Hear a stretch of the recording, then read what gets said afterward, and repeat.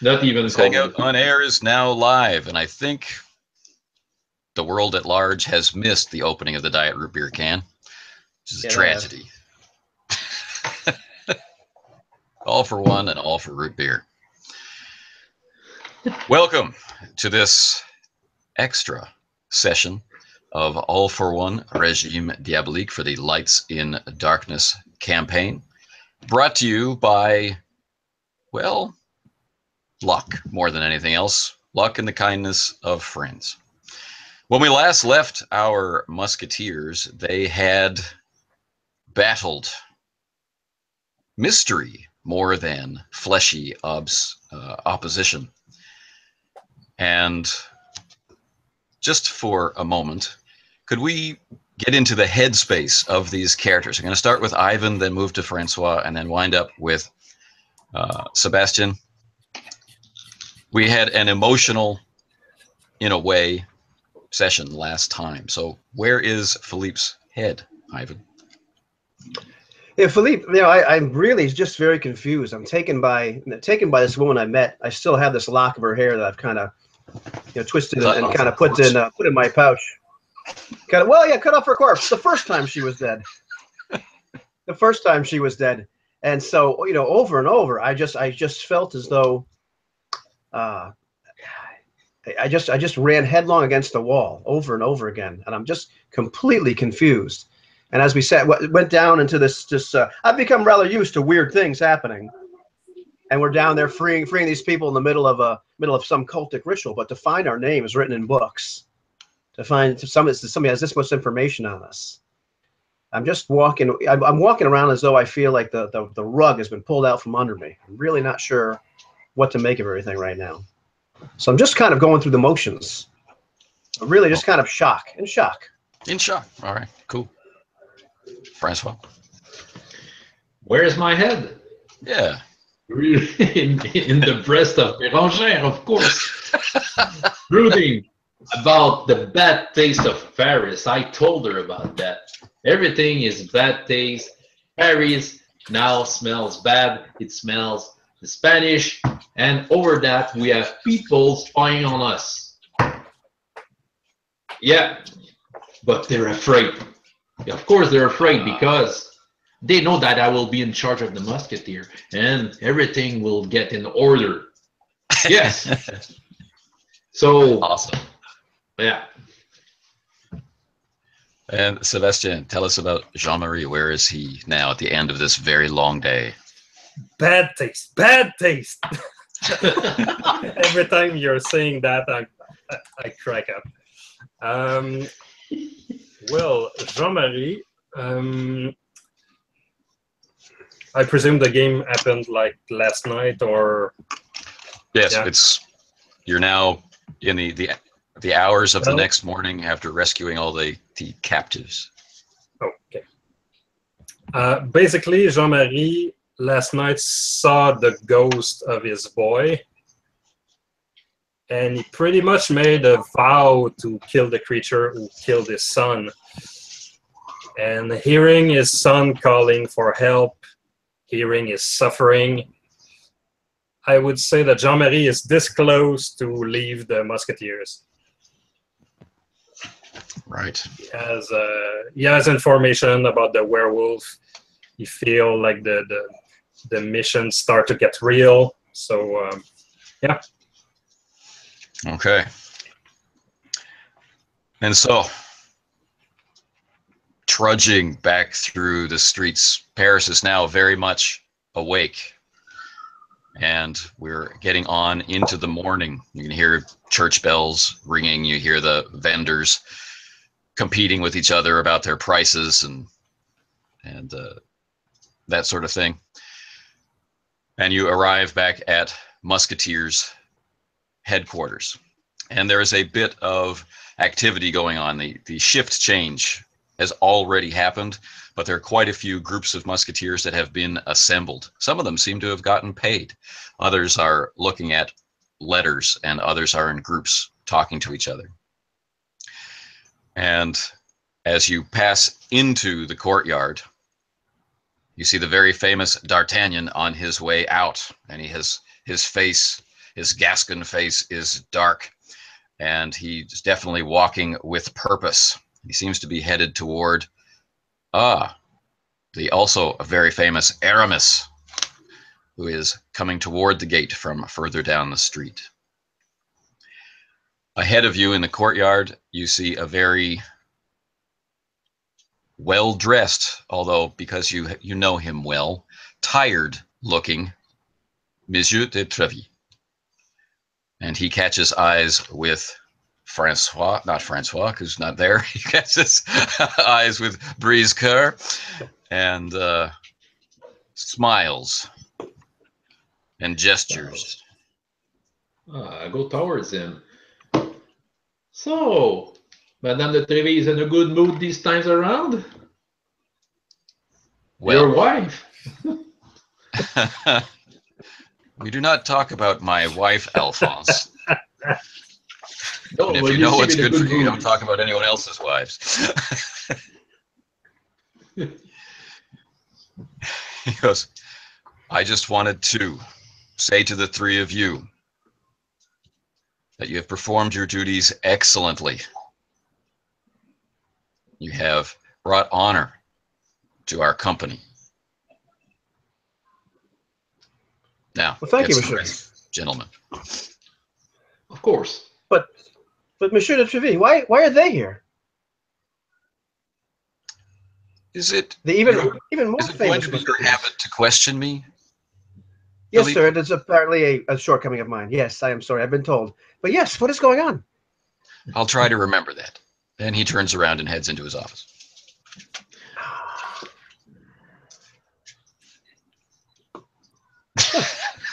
So, believe I saw him during his walk towards the. I need to have a word with you, and I'm looking at the two of you.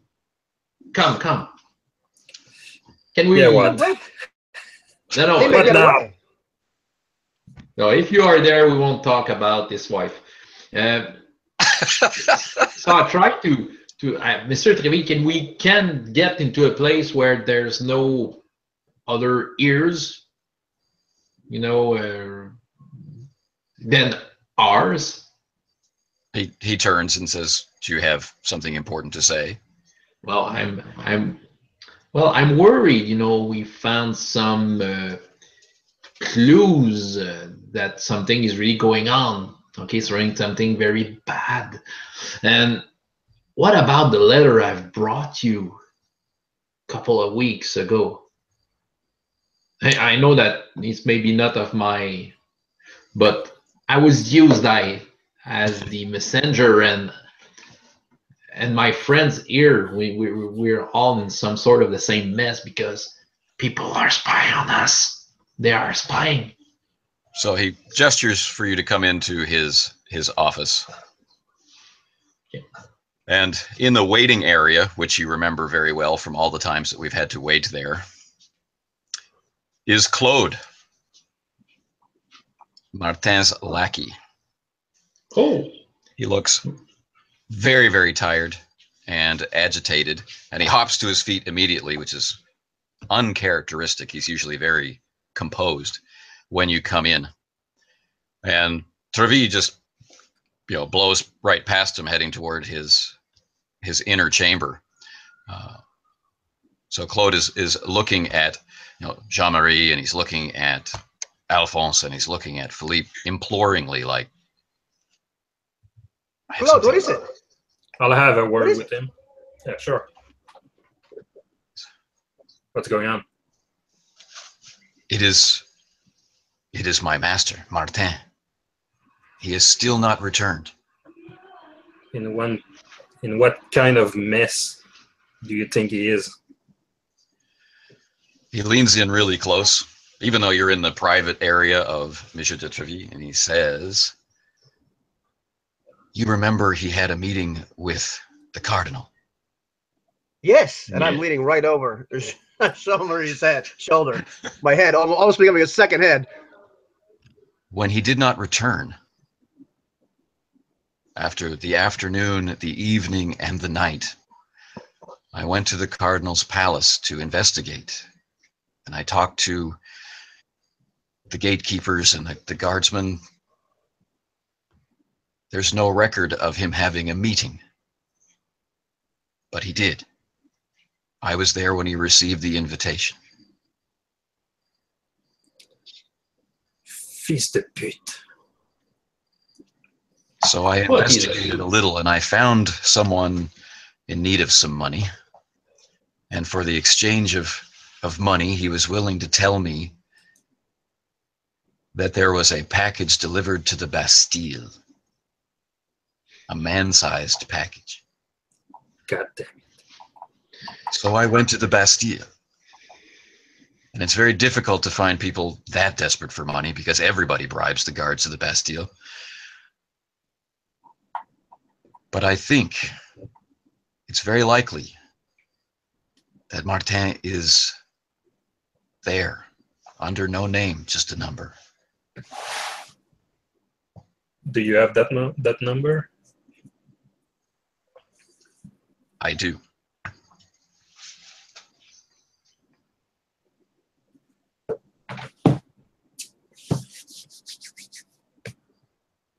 What number is that? 469732. That much prisoners. 47. What is it? 469732. That's it. For a moment, I thought that you needed money, Claude, because you were not talking. And you were not telling us the number. This is bad. This is very bad. Cordis is bad. I found out one more thing. And I hesitate to tell you, for these are secrets that are not mine to share. But It's I know okay. that his accuser. Two men came before the cardinal, which I believe led to this situation. And Emile Martel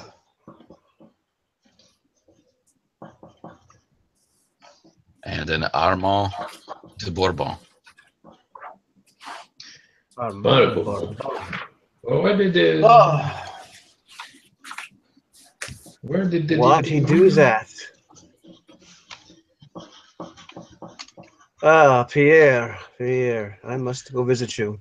So then Trevise's door opens and he says, "Gentlemen, do you have something to talk to me about?"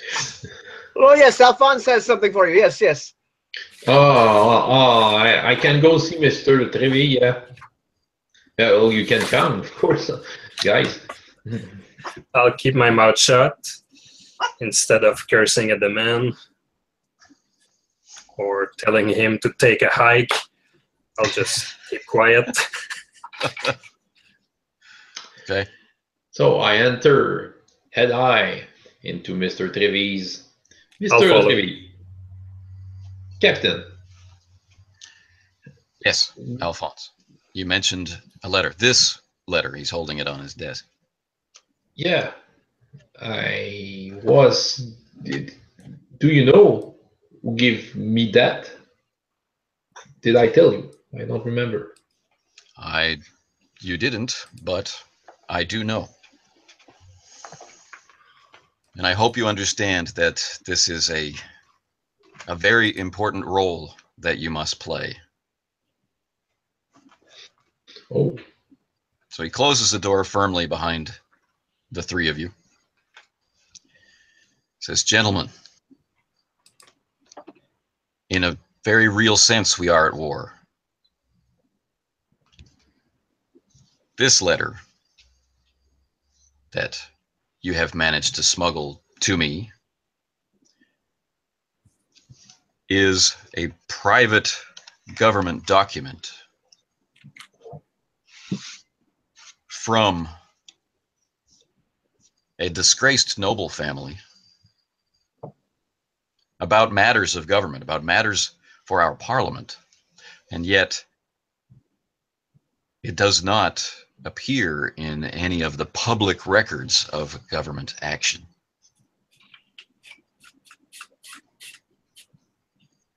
Why would you have that? You're not a politician, you're a soldier like us. This is proof that someone highly placed in the government of France has created a shadow government.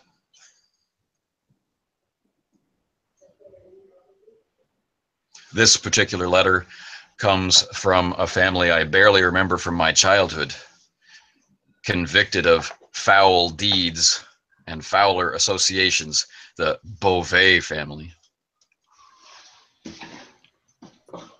Perhaps you've heard of them. Perhaps you, Jean-Marie, have heard of them, being a fine boy from Orléans. I just nod.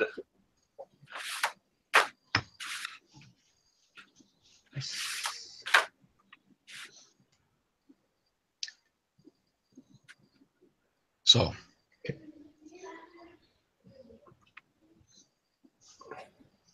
we must be on our very best behavior. We must do what our king desires. We must be the symbol of the strength of the king. So I'll tell you once again, if you are pressured by the Cardinal's Guard, if you are challenged by the Cardinal's Guard, if you are in some way made to feel like the honor of our unit is being disparaged by the Cardinal's Guard, you will stand up to them and show them that you are the arm of Louis. And this is, or sorry, Henri, and this is his France. Yes, we could do this. We could do this. Of course. We will do that. Now, gentlemen, get some rest. And remember, all for one. And one for all. All for one, sir. I tip my hat to the captain, saying nothing, and I just leave the office, not answering his call. I'm following Jean-Marie as fast as I can. Did you not hear that? Beauvais, Beauvais, you know who that is. I'm gonna grab Philippe by the throat, just not to hear the word Beauvais. If I can manage to squeeze just before the But you know it is. I know. This is where I'll be going tonight. Tonight, you need some rest. I'll sleep when I'm dead. Across the courtyard, out at the main gate, D'Artagnan and Aramis are not exactly having an argument, but they're having an animated discussion with a very tall gentleman in the livery of the Cardinal who has just one eye.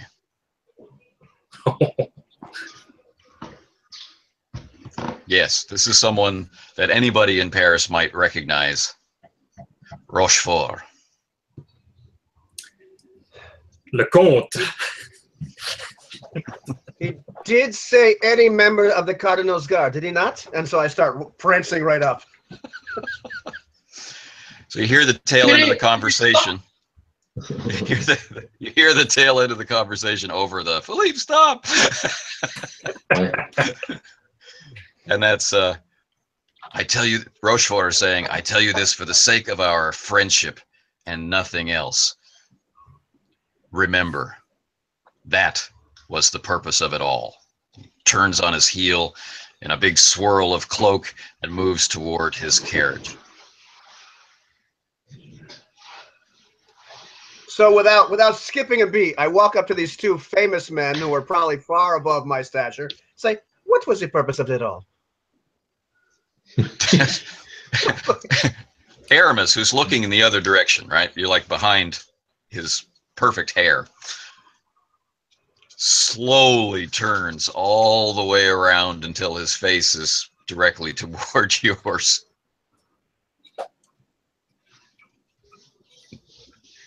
Who are you? I am Philippe Marot. And you are the great Aramis, are you not? Surely you've heard of me, just as I have heard of you. So he turns to D'Artagnan and says, well, maybe we can be replaced. D'Artagnan just shoots him a dirty look. Can I help you, Musketeer? Says the very famous D'Artagnan. Yes. I was wondering. You've gone off. I was wondering what was going on, but my friend Jean-Marie is much smarter than I am. I push Philippe aside just a bit and I say, at the present time, the tension cannot be higher with the men of the Cardinal. I'd like you, sir, to order that these kinds are not to be allowed in the vicinity until further noticed. These kinds, these red guards, I would happily give such an order. These blood dogs, indeed. Make them fear the blades of the musketeers. When they see us, they will go the other way. Amen. All for one. One for all. I pulled my rapier. Yeah, just. Oh yeah. I feel like I'm in the club. I turn around. I'm gonna start barking orders at lower level musketeers. And D'Artagnan says, but wait, Philippe Moreau, you associate with that, he looks to Aramis, and Aramis supplies the name Martin.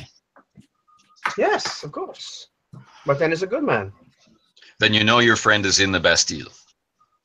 You. I have Yes. heard this much, yes. But why? Does the Cardinal need a reason to put a man in the Bastille? He does He not. grips but- you by the shoulder and says, good luck with your plan. And he swirls off. Yes, so thank you. I wonder. I turn around to my friends. What is our plan? Since Jean-Marie wants to go to Orléans and Martin said he wanted to go with him, we free Martin. That is a good plan. I agree. We owe him that much, even though I kind of feel we're kind of always rescuing him. He's the damsel in distress in this group. It is true. It is true. Do you promise me one thing? I'll talk with the guards. I'll talk to the Cardinal if needed. I'll convince him. That's a good idea. To the Bastille. Yeah. I'm gonna tell you straight, guys. If there is a no at the door, I will get through that door, and I will get Martin. The Bastille. I will not take a no for an answer, whatever the color of the uniform. Let me talk to the guard first. So you're going to go right there, or you're going to go after being up a day and a night? Perhaps we should get some sleep. The question I have is, can I sleep? I haven't slept, but it was good. brief detour on the way to. I sniff my uniform. I say, I smell like the coq sans tête. Maybe we should change at least. And the sewer. Don't forget the sewer. Oh, yes, the sewer. Yes. I wonder which one is worse. Oh, the coq sans tête, without doubt. The sewer does not have fleas. Well, okay. I'll go see if my lackey hasn't invited another Cardinal's guard at my place. He's being too frank to them. It's if we're searching. You're right. We should get some sleep. I have an important thing to do before we go to the Bastille. All right. So, Philippe, I know that Alphonse is going home. Jean-Marie is going to the barracks, and Philippe is. I probably will go right home wherever I live, the barracks or, Barracks it is. Okay. Barracks it is. Yeah, I'm gonna go and probably attempt to just fall right asleep.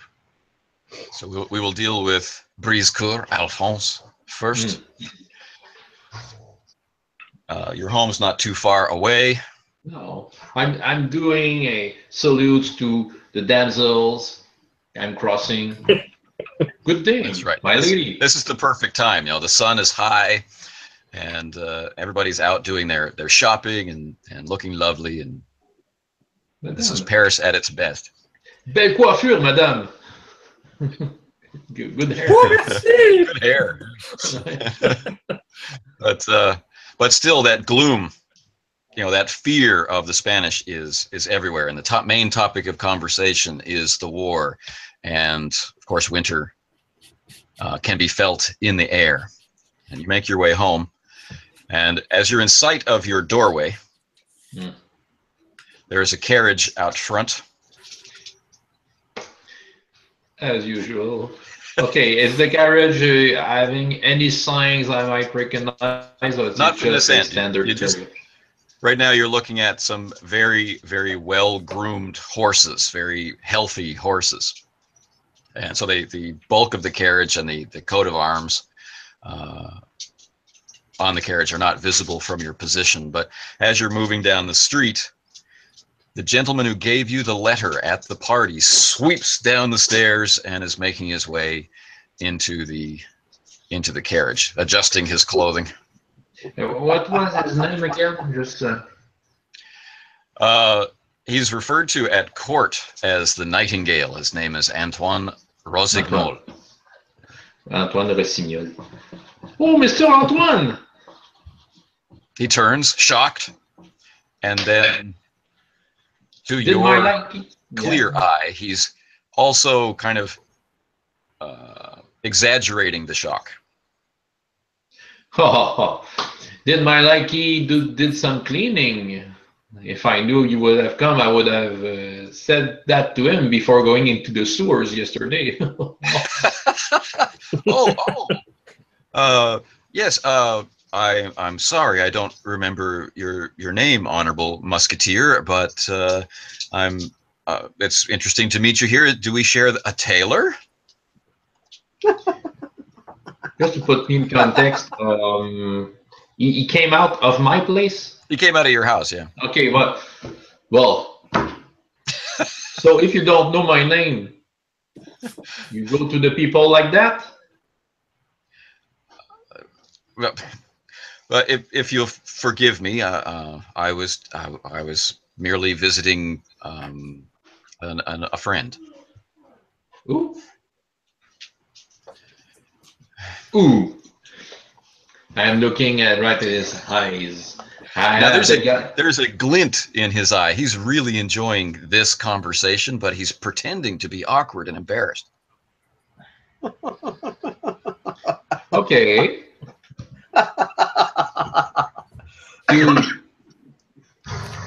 Okay. Can you come to my place? I might offer you something myself. That's very kind of very generous homoerotic. of you. Unexpected. Yes, I can spare a few minutes. And he signals to the driver, and Come. and he follows you. And as I enter, Eugène, le vin. And he comes out of the back room. Yeah. I'm looking at Eugène's face. I try to make. He looks really proud. Mm-hmm. What kind of pride? I try to make an empathy check on him. All right. Well, no, to success. Okay. Anyway, pride. And Eugène is holding a familiar looking letter in hand. And Rossignol presses in behind you and closes the door and says, "I'm so sorry for the deception, but everyone has a mistress these days, so I thought this would be the way to exchange letters." What mistress? I will be meeting my mistress here in this building. It's my place. It's my mistress that come here. So Go no find one will. yourself a bed. No one will confuse the fact that we are meeting, because we would never meet. Yes, of course we can meet. I'm an honorable man. Okay, I'm the friend of everyone in Paris. I'm now thinking of the King of Kensington. Well, I must away, but please deliver the note to Monsieur de Treville as soon as possible. Okay. All right. You don't want any wine? Oh, if I could. And he extends his hand to shake yours. Incredible sincerity, as you are serving your country. Is he sincere that much? Let's find out. And petty. You can do it. Oh, everyone has Do I 3 put style. I points didn't on mention that? that before. Do I? Sorry, You have 3 style. Everyone has 3 but style. I put 2 on that. Okay. I'm really closing my eyes. Just 3, 4 success. Oh no, 5 success. Oh, 5 success. That's probably enough. Yes, sincere. He has deep respect for you, and he doesn't seem to be lying at all about his need to do things in secret. And there can't be a ball every time he needs to send a message to Monsieur Treville. Yeah, and I'm looking at him. You can call a party a ball every time you want. It might be easier. Perhaps you're right. Perhaps the tension is rising, but I must get back. Okay, you can go. I'll drink the wine alone. He says. He leaves. I turned to Eugene. Is it the first time you saw him? Who is it? I know he's very powerful. Yes. He is. Be careful. It's not about him. It's maybe people might want to do bad against him. Oh. I see. Well, your clothes are disgusting. Take them off. Okay, I'll do. By the way, Eugene, what is her name? Pardon? You can't lie to me, Eugene. The other day I got into your room and I saw blood on your, on your sheets. I know that women sometimes, you gotta visit, isn't it? What is her name? Anne. Anne.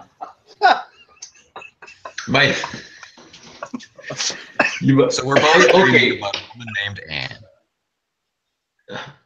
Anne. And Eugene leaves the room in a very serious way. I'll get your wine. Slaps the door. Well, women who drips blood won't die, by the way. Crash, crash, bang. So, back at the barracks, Philippe is fully intending to fall immediately asleep. Yes, I am. And Jean-Marie, I think, is not. Indeed. All right, so in your quiet barracks chamber, Jean-Marie. I have given Luciano a message to meet me at my barrack. Okay.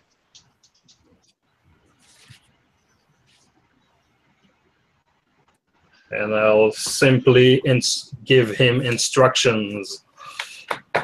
And if Philippe is peeking around, he sees Jean-Marie's giving a heavy bag of money to Luciano.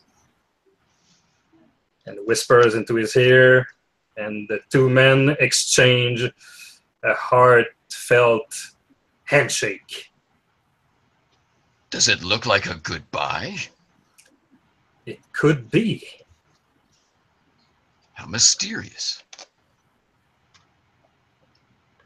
This is something that Philippe probably never sees because he is probably sawing wood so intently by that point.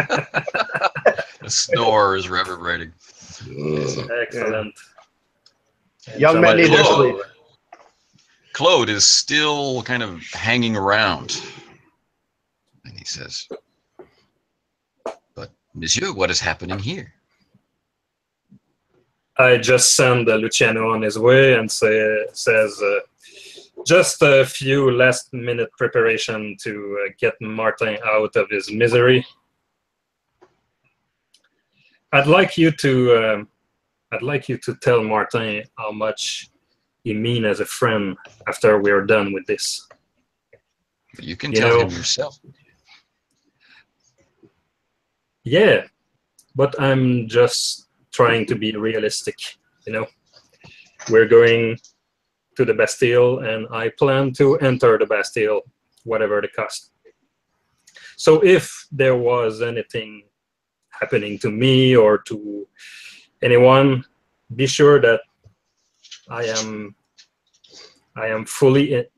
the full intention to free Martin. And if something were to happen, just say that to him. You will understand. In case you are unsuccessful in freeing Martin, I think now is the time that I must tell you something. It's better be quick and light, because I have no more patience. I must sleep. I understand. But he left a message for you in case something should happen to him. You could have given me the message earlier. It's a sealed message. One moment. He moves over to Martin's door to open it. And comes back a moment later, knocking. Yeah, come in. And he passes it over. And on the front, in very well taught script, it says, "If I should die before you take your revenge." That's pretty explicit. Thank you, Claude. Then Claude bows and leaves.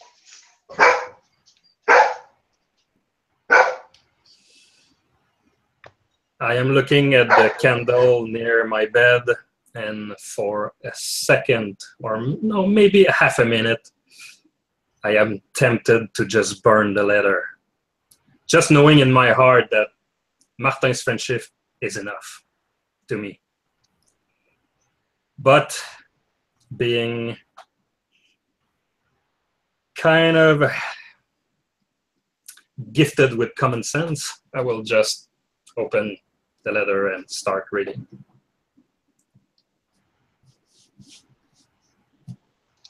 All right. The letter has the normal preamble, my dear friend. The second page is a hand-drawn map of a house. And the house is marked as being in Orléans. And of particular interest is a maze behind the house. The letter mostly talks about family names, bloodlines, members of cults, and one piece of information that was not obvious before. Edward, the young man that you rescued when you first made real acquaintance with Martin, his mother is a Beauvais. Well, So what he has given you is a list of names that he has uncovered who are part of the same coven or cult that you helped him break in his own family. precious information. Why, Martin? Why? Why are you giving me this now? I'll fold the letter, put it inside my jacket, and I'll crash onto the bed. Okay. Now, Philippe, Yeah. sleeping the sleep of the innocent. Yeah, there you go. You, sir, have a dream. Oh, excellent. It's one of those strange dreams where you are free to act, or it doesn't play out like a story in front of you. It's almost like being awake, and yet you know that you are asleep. And as the dream begins, you are running down an endless hallway in the palace, the king's palace. Overhead, there's a glorious picture of gods celebrating, but each god is shot full of bullet holes. The ground at your feet is gun smoke, and the sound in your ears is clashing swords. Just running down the hallway, looking at the ceiling, looking at the frescoes, wondering if Jean-Marie has shot every single god in the ceiling. Far ahead of you, you see the flash of red hair in the candlelight. I speed up as much as I can. The hallway moves past faster and faster. You can't seem to get any closer, but you hear the phrase repeated again and again, I want to live, I want to live, echoing down the hallway. I'm shouting out, Mademoiselle, stop, stop! Far ahead, you see the staircase, you see the chandelier. The red hair flashes as she turns and begins to run down the stairs. Oh, I run as fast as I can, try to catch up with her. Okay, down the stairs, leaping to the chandelier again. Yeah, we're gonna leap to the chandelier again. Why not? Trying to catch her. Your body feels light, almost as if you could fly. I'm gonna fly. Okay, so you fly. Where do you go? I fly to catch her. All right. This is great. Your bodies collide in warmth. Her face turning up toward you. Hair cascading around her shoulders. You can feel her heart beating in your chest. And it is then that you hear a man's voice saying, you must go with him. And you hear the howl of a wolf.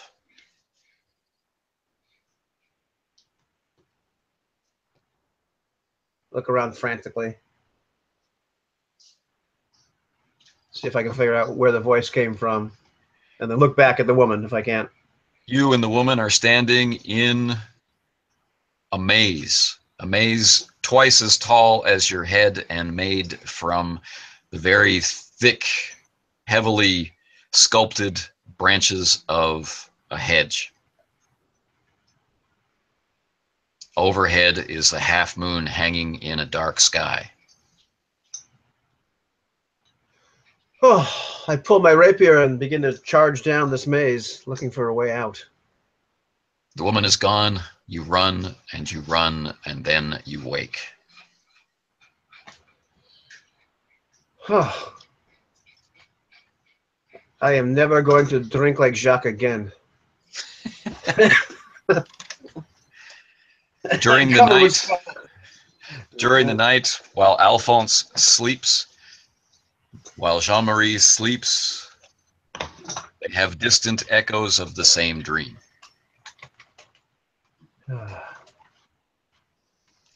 Could I have empathy from each of you? If you can beat 2 on the average of your empathy, then we'll just go with it.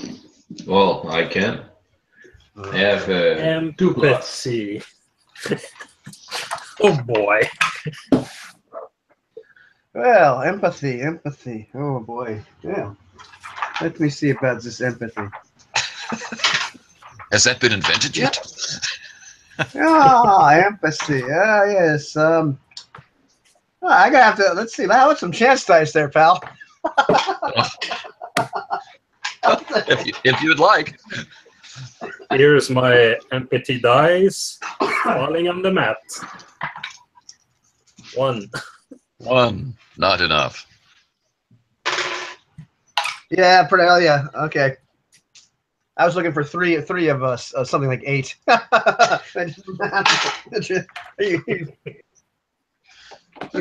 All the chance dice I could muster. Yeah, not even close. Okay.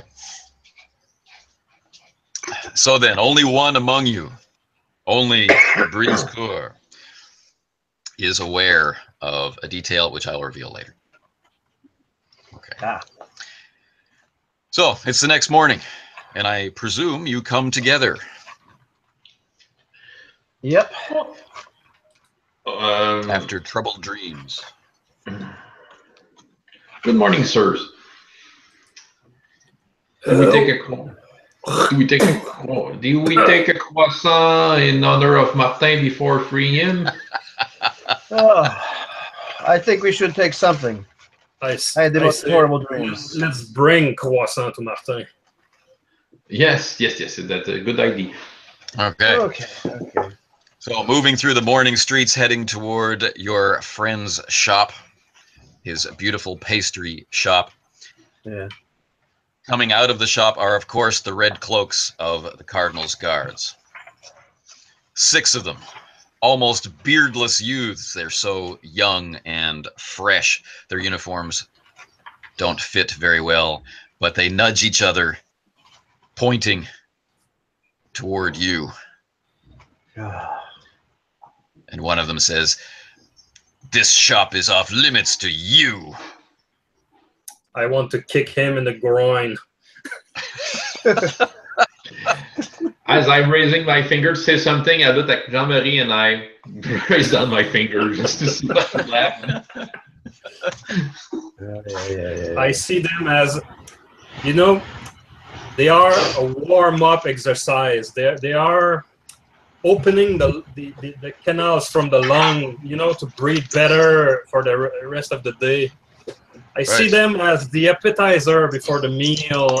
I see them as yeah.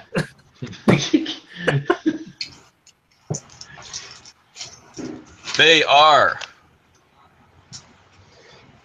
drawing their swords without invitation in public, in the street, and have an initiative of 2. I have 2. Initiative of 4. 2. Wow. Okay. So it will be Jean-Marie, if I recall correctly, Philippe, then Alphonse, and then the Cardinal's guards. With the mathematical precision that the Cardinal's guards are known for, each of them splits off into 2 to take you on. So 2 move toward Philippe, 2 move towards Alphonse, 2 move toward Jean-Marie with their blades drawn. Jean-Marie, you are the most ready, the most alert, the most angry, with a foot aching the most to impact with groins. I walk towards the one who wave his dirty hands at us. I walk. I grab his sword with my gloved fist and I kick him in the groin. And I'll use all my style point. Okay. Just because I don't have enough brawl, but you know, I want to do it with style. I want to kick him like he was a bird. Make Or him a fly tree. on the table. Yep. I want to make All him regret waving his hand. 5 successes! 5 successes. Okay. Oh my god.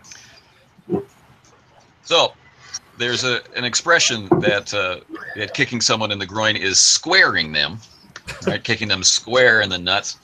And indeed, if there were ever a kick more square, I can't imagine one. So, you know, his blade is lashing out, and you get on the inside of it, and then a beautiful, beautiful open shot. Perhaps you should be studying Del Rio instead of Renoir.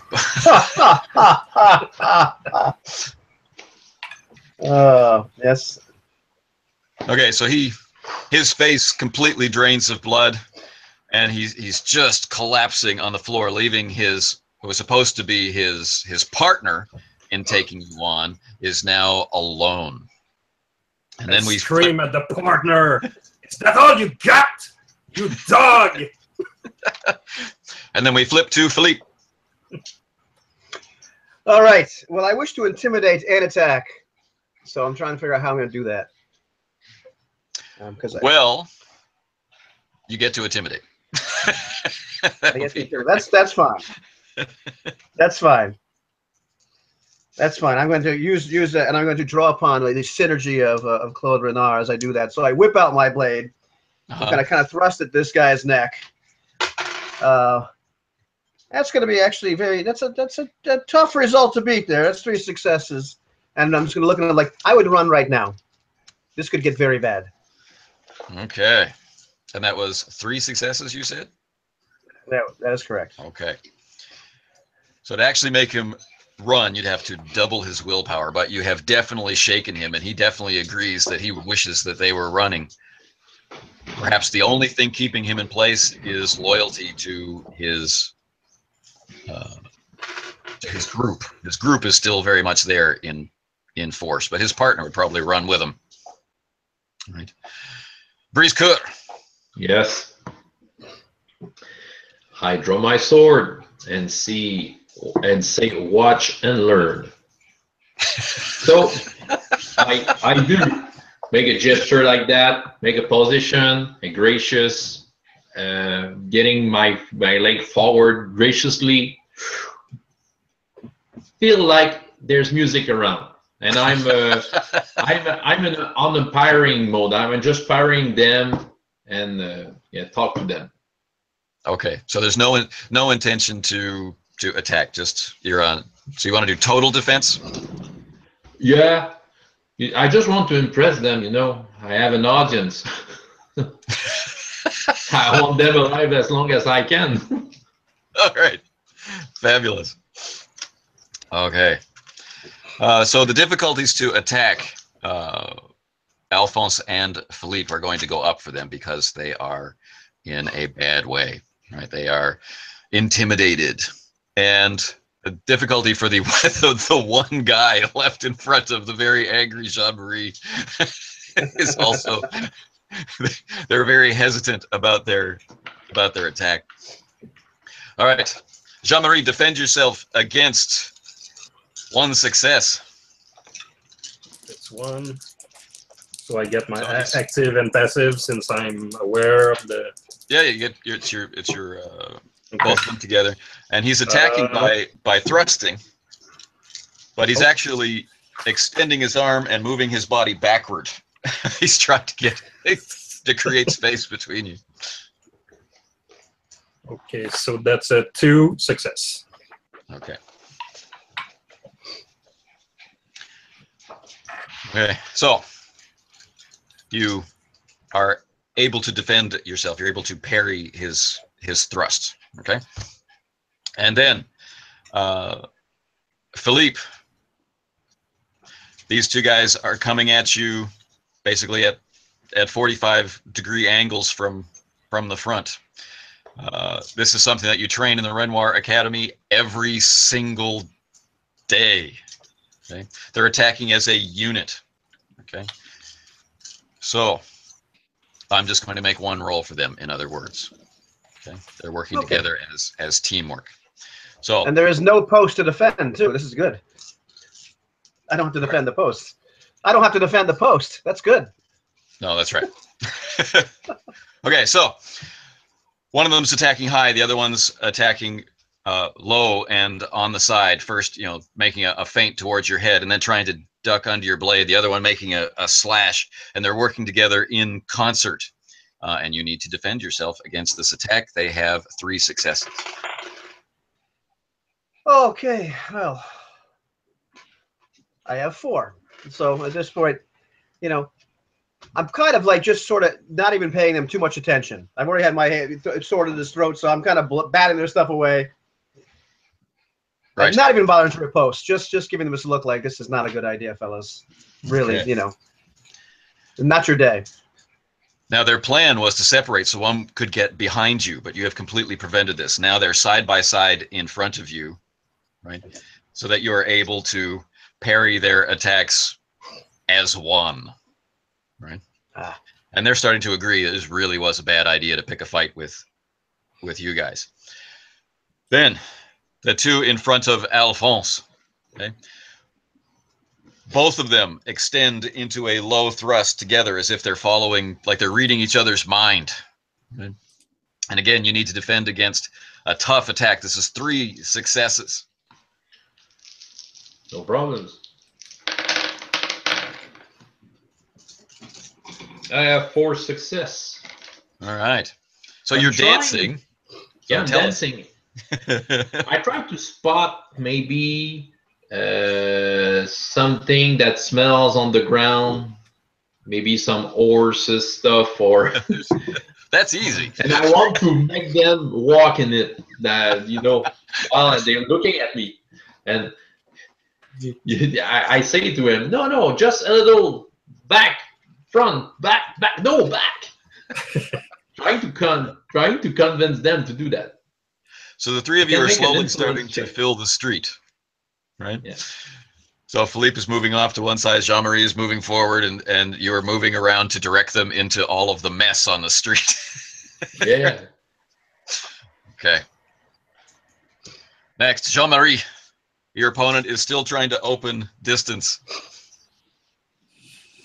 Well, since he attacked me and I defended myself, I probably took out like a simple knife to block his blade, and I'll just draw my sword and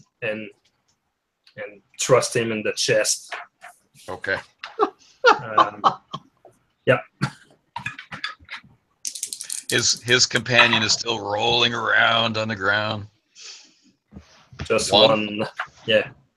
Okay.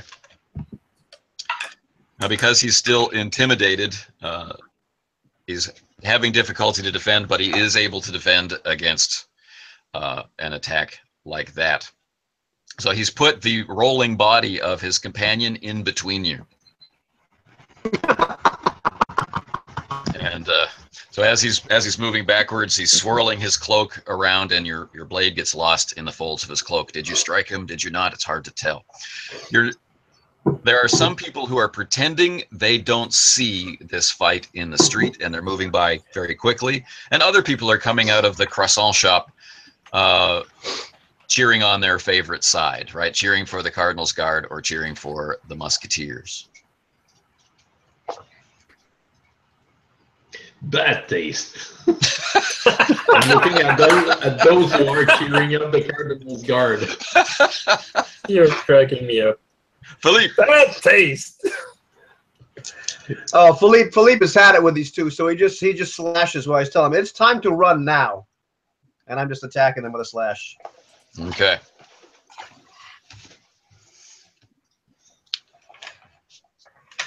That would be doubly near impossible to defend against. Only 12? It is. That was 7. That was 7. That was nearly on 6. Yeah, that was 7. That was 7 successes. So 7 successes. Lovely. So the two of them, you draw first blood and maybe second and third blood as well on each of them, and they fall back, unable to press the fight. You've broken them. The pain, the shock, right? How easily you got under their guard, right? The pressure of everybody watching, and they move over towards the one on the ground next to Jean-Marie to try and pick him up, and this fight is over as far as they're concerned. The one in front of Jean-Marie is happy to run,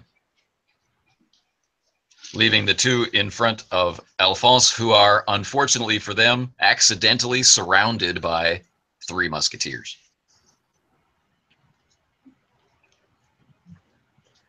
Leave them to me. They're learning. I'll point the We sword do not to his have face. time for school. We do not have time for school today, Briscoe. Let them go. Gentlemen, wait.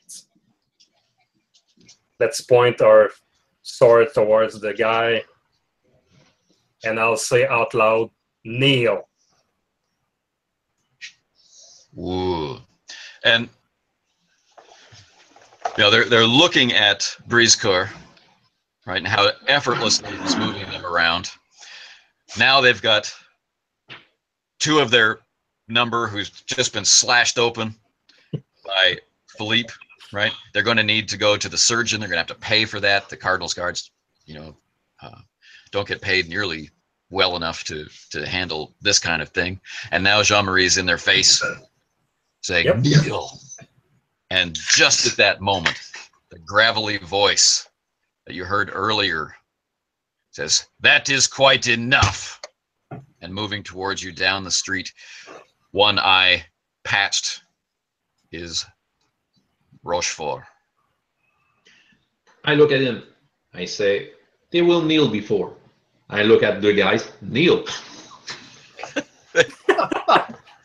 Oh, you've put them in a terrible position. So they're looking at Rochefort. They're looking at you. they're bending down, and as if to get on their knees. And he just keeps steamrolling right ahead.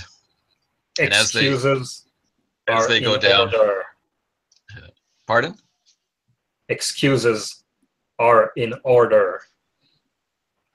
The blade of Louis will no longer bend to the bloody dogs. Kneel and ask for forgiveness. I say we make an intimidation check, but by helping each other. I can help you. I'm good at intimidation. We should help you. We should help you, and you should roll the dice. Yeah, I have 6 in intimidation. All right.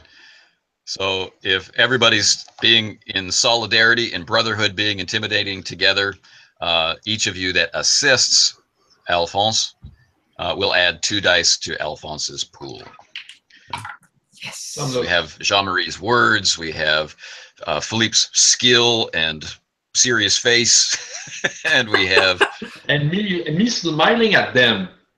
There's no other choice. Right. So, yes, I have 5 success. All right. Now, perhaps unexpectedly, Rochefort backs your play.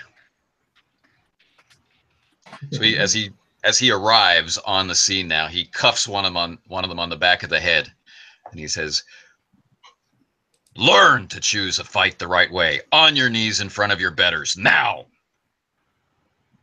So they drop. All eyes are on the 3 of you, right? He's behind them. And the look of fear on their faces is split. They realize how deep they got in facing you, that they picked a fight that they could never have won, and they had no idea how outclassed they were. And what they have to look forward to after this defeat is him. And he moves through them, and he comes up to the three of you very close, paying your swords no attention. Not pushing them aside, just walking right up as close as he can get. And he says,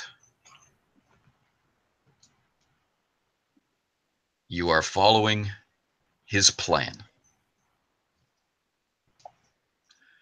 I have a message to give to you." And he points at Jean-Marie. And I have a message for you too, sir.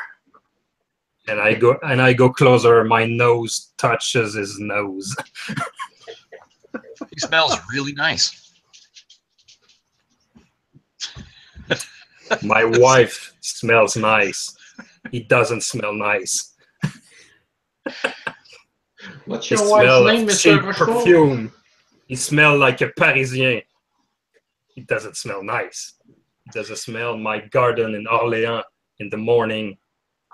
No. Listen to my words, musketeer. Do not go back to Orléans. Do not interfere with the Beauvais. And for the rest of you, if you honor this company you serve, you will not fight in the streets, where you will find you are looking for another company to serve. Are you done? You will tell your men to respect Louis' swords. And I will go well, damn, I won't. Is that clear? As I you am will. from Orléans, and I will go there if I want to, sir. Will, musketeer. Just remember, you were warned, and Henri will not sit the throne forever. And he begins to back away. What is your wife's name?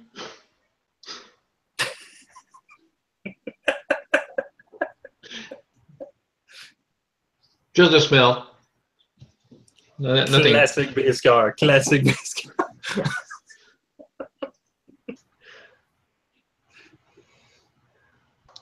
You know your reputation is going to proceed from this moment. The dogs are barking in the street in celebration. Yeah. They are the Chien de Paris.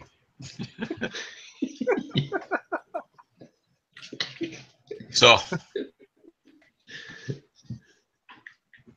I love this town.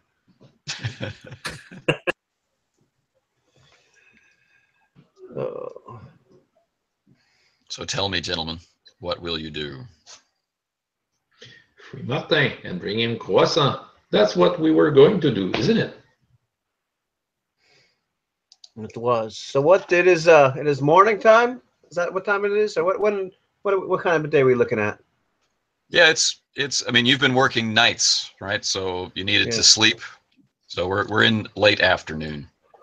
Late afternoon. You know. Man, he's so lucky I don't fight handicapped. You know what I think we should do? I think we should do what they say in the underworld. We should case the joint. But yes. Have you heard this guy? I forbid you to go to Orléans, my homeland. Is it crazy? Somebody should put out his other none eye. of his business. I agree.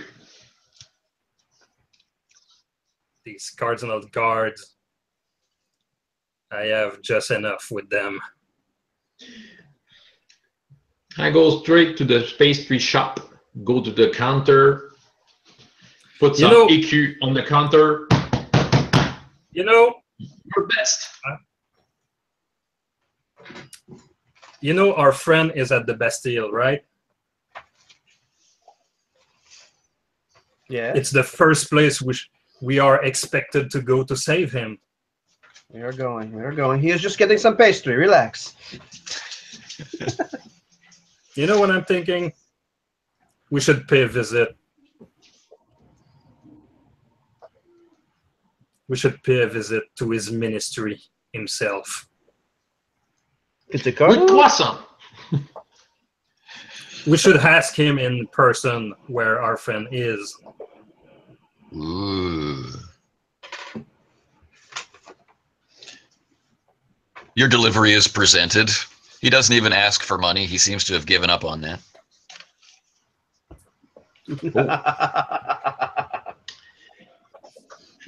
I'm sure it's the best you have made, of course.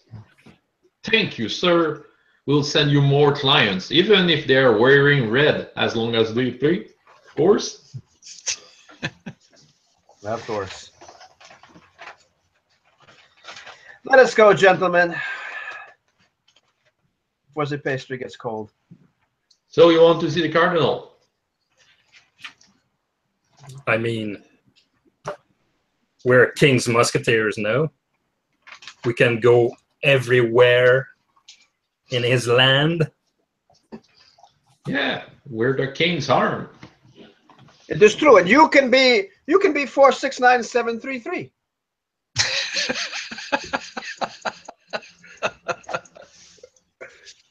This time I will walk behind you. So Let's what are you go gonna with do? the original. Let's go with the original plan. After all, we cannot all be these 4 legendary one.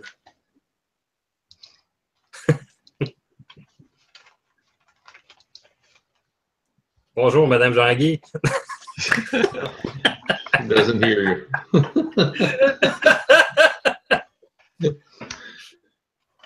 So we have a visit. All right. We'll follow. She looked like my grandmother. So maybe we are related. François, my brother. Unreal. So.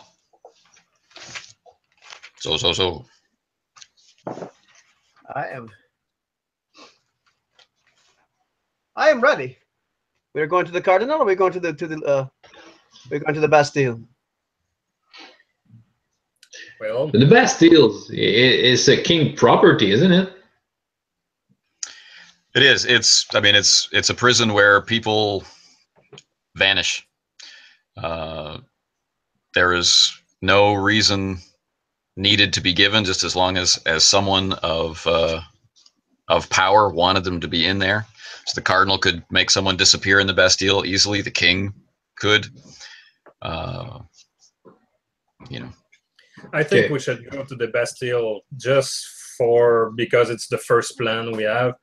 And if we do find Martin in the Bastille, I think we may have a story against the Cardinal anyways. So Oh, that's good. It might be smarter in the long run. Forgive my crazy idea to pay a visit to Monseigneur. Maybe Okay. I'll do that before going back to Orléans. I tell you what, It's not crazy. seeing as we're in the neighborhood, I want to stop by the academy for 1 minute. Because we're close to Winnow Academy. I need to talk to one person. Do you mind? Hurry. It will take 10 The minutes. croissant will freeze. I will start walking briskly with my friends in tow. But I want to walk to the academy. You know, burst in and see if Denis is there. My friend with the scar. Denis is always there. And what I would like to do, because I have, I believe, because now I realize I had those other points, have got myself up to rank 2. I want to borrow a resource. I want to borrow him. Specifically, Borrow Denis, sure. well, what I'd like to do is I'd like to send him out to go find Pierre. Go find Mr. Armand de Bourbon. Tell him I would like to meet with him in a couple hours' time. Surely you remember young Pierre. Oh, yes. So Denis has been developing a sense of humor lately, and he looks at you and says, "I swear it will be done." Good. And I look at him as this complete. I'm completely buying this. Good. And I put my hand on his shoulder. I knew I could trust you. And I let him know his address. You know where he actually really lives, who he really is. I said I can trust you with this information, but I need to speak to him. 2 hours time. 2 hours time. And he leaves. Whoosh. Okay, let us go. All right. If this goes well, I will meet with him in 2 hours' time. If it goes poorly, well, he will wait for me for a while. So our time limit for breaking someone out of the Bastille is now less than 2 hours with travel time. Excellent. I do love a good time limit. And optimism. Yeah. Let us go.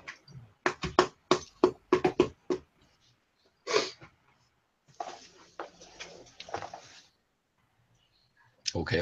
So off to the Bastille. Yes.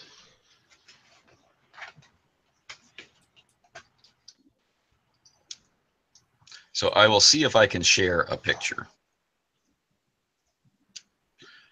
If that still works. I am pleased to see that the Hangout toolbox is back. Yeah, I saw that.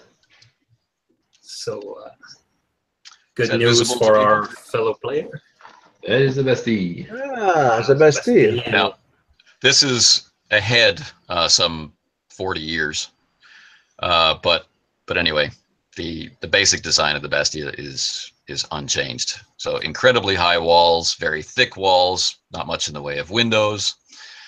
Rumor has it that prisoners of noble birth are kept above ground, and the rest of the scum and villainy of the world are kept below ground. And that's really all there is to know. I mean, your company of soldiers does not protect the Bastille. You're the servants of the king. So. Yeah.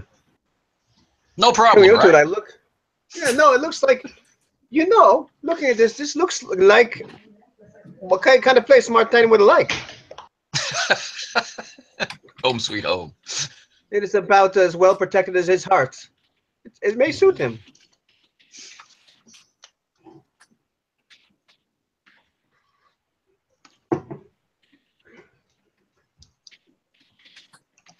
Perhaps Okay. 3 hours would have been better.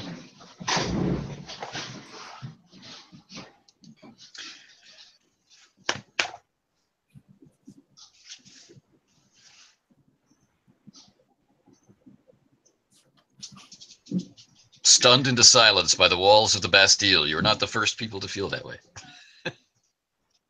It will be easy. Well, I go straight to the door with my crescent underarm. Okay. Yeah, that was the plan. Just knock on the door and yep. Front So door. there's a traditional guard there, of course. They have pikes and whatnot on display. Good day. Bonjour, monsieur. They move across the doorway, and how can we help a member of the king's elite protective musketeers? We come to get someone that has changed his name. Briska, wait. Philippe, give me the number, please. Yeah, that's the name I wanted to give you. Yep.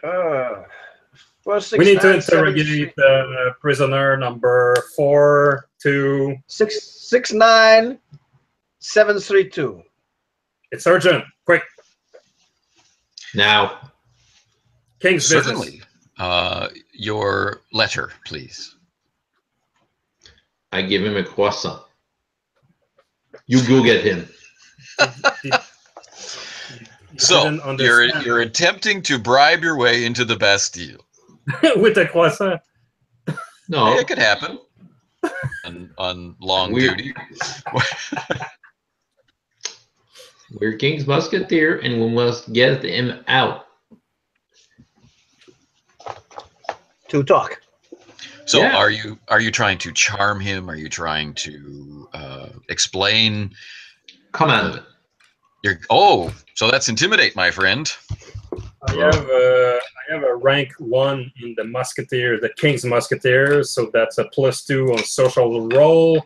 I'm ready to help Briscoe to show the sign of authority. Rank 0 in Musketeer, does that give +1? Matter. It's +1, yeah.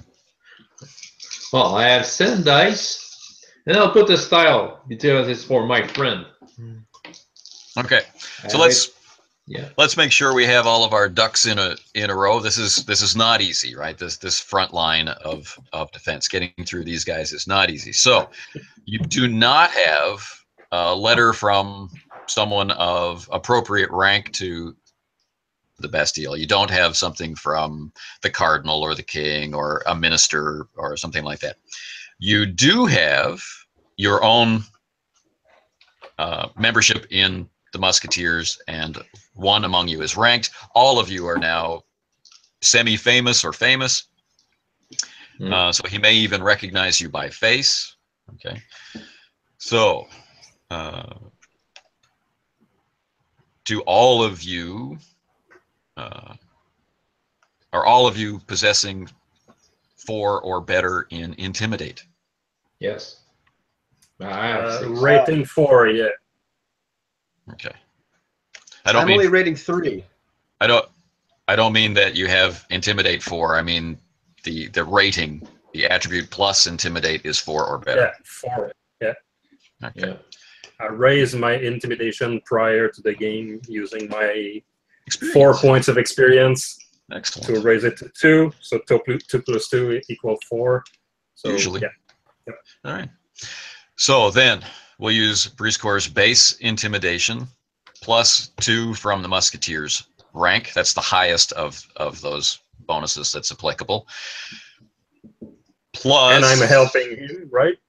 Plus, Yeah, you both being intimidating, so that's another 2.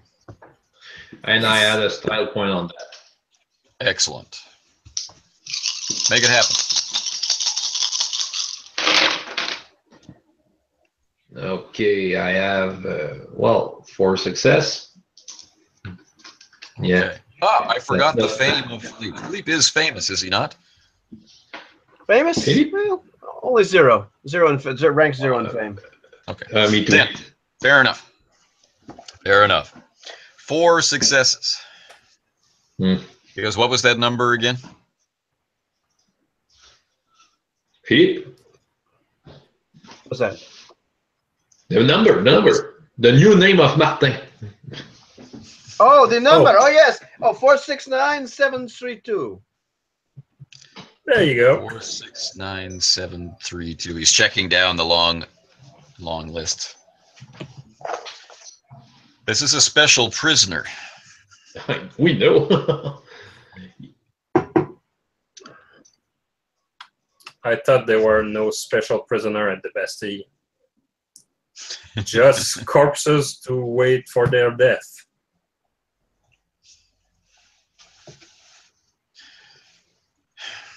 He's undecided. You have moved him. He wants to assist, but there's his whole livelihood on the line. His family counts on this job. Don't worry, it's our fault if he gets out. You just send the cardinal to us.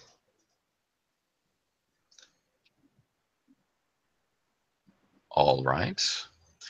And he presents writing paper, a quill, and ink. And he says, a letter to attest to that would be enough for me. Of course. Yeah? I'm the one who signed? Okay. Who signs the admission of guilt? All for one and one for all. I do sign it proudly. I can sign with the rank behind me. Okay. Yeah. I sign it. Anyway, the cardinal is interested in us. Why don't we get interested in him? Let's sign. Okay. Oh, yes, of course. So he signals, and 2 guards come forward to escort you to the cell. We have breakfast. It smells delicious. What is it? You don't remember the smell. I do, and croissant. Is there a hole to? I can pass my croissant to the prisoner. The guards are incredibly disappointed. They thought that they were going to get the croissant. You don't I know the have some of croissant de Pont-Neuf. Oh, that's the name. Le croissant tête et le croissant de Pont-Neuf.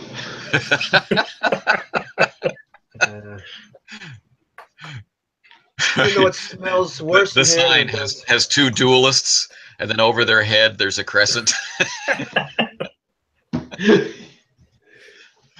So they bring you up to this iron door.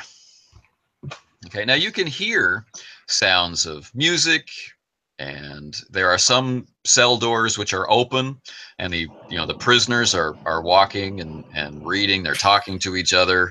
They're not allowed to leave the Bastille, but they are in prison. But they seem to have complete run of the place inside. But there's this iron door, and there's a scrap of paper which says the number 469732. Is that this in? I'm knocking. Tong, tong, tong, tong. And the guard slides the viewport across, and you're looking into a room that's lit by candles. Has no window, of course. You can see the candles are the candles are flickering all around in a circle on the floor.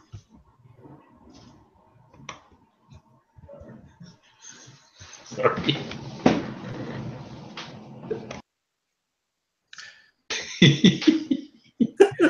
Sorry, guys. The room itself. I'm glad this moment has been immortalized forever.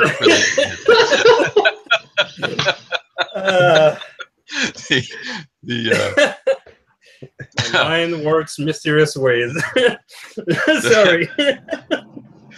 So there's a guard in the corner who's playing solitaire by himself at the end of the hallway, paying attention to nothing. But I'm just looking at this face. the room appears to be empty. Empty. I try to look if there's any sign of someone who may have been there recently. Well, there's candles lit that have been burning, and they're, like I said, in a circle on the floor. A circle. I'm trying to remember hard. It's probably a cell. Yeah. Some of these cells were directly into the ground. Is it a drawn circle? Probably reserved for the worst of the worst. So the guard unlocks the door and says, "You can go in. You'll be locked in, and we'll be back for you in." How long will you need? How long does it take to talk to an absent man? Let's say 15 minutes. Absent? 15 minutes. 15 minutes. Oh. No funny business. Okay. So they pulls the door open. Only King's business. And I close the door for him.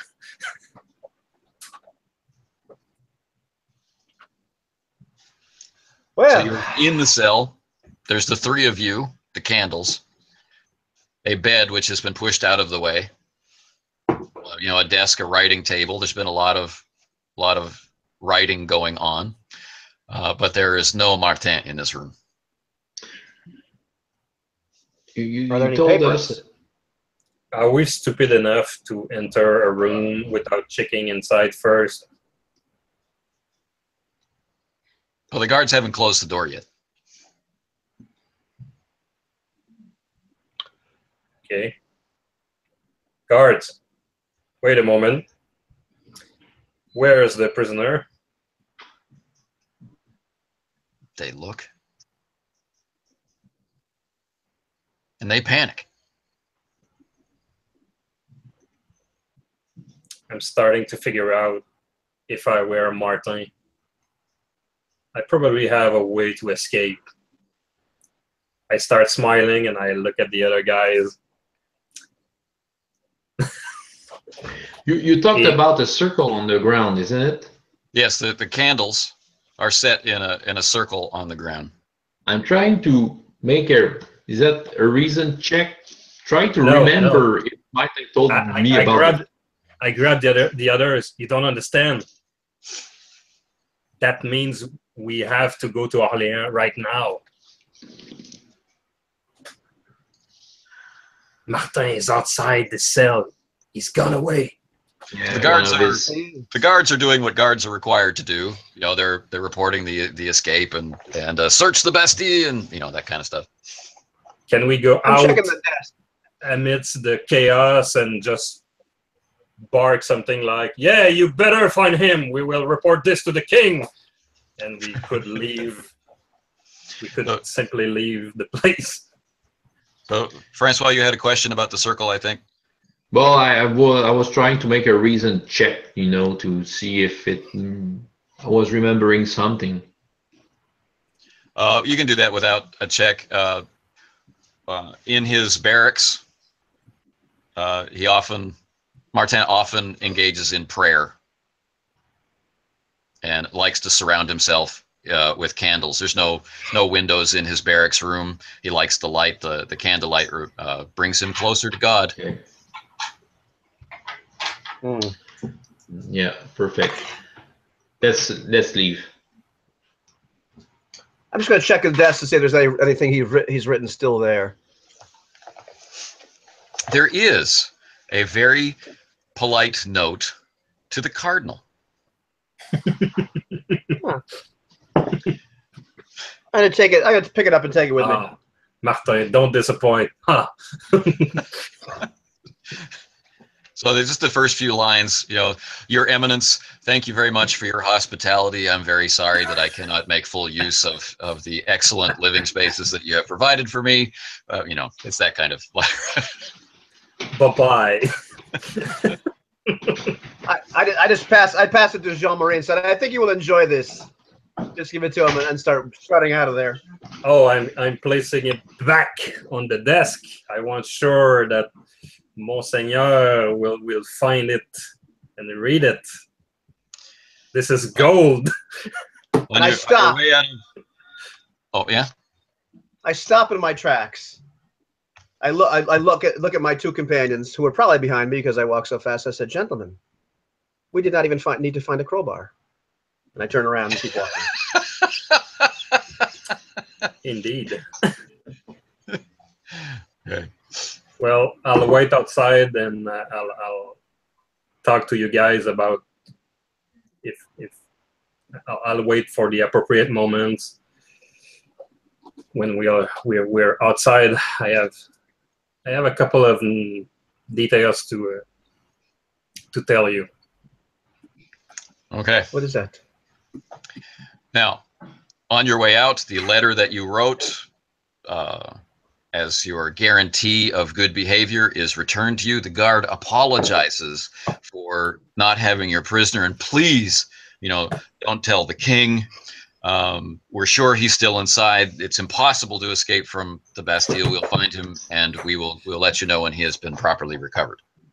We promise to reveal nothing of this indiscretion. But in exchange, you will bring the content of that room we just visited and bring that to the cardinal. Certainly.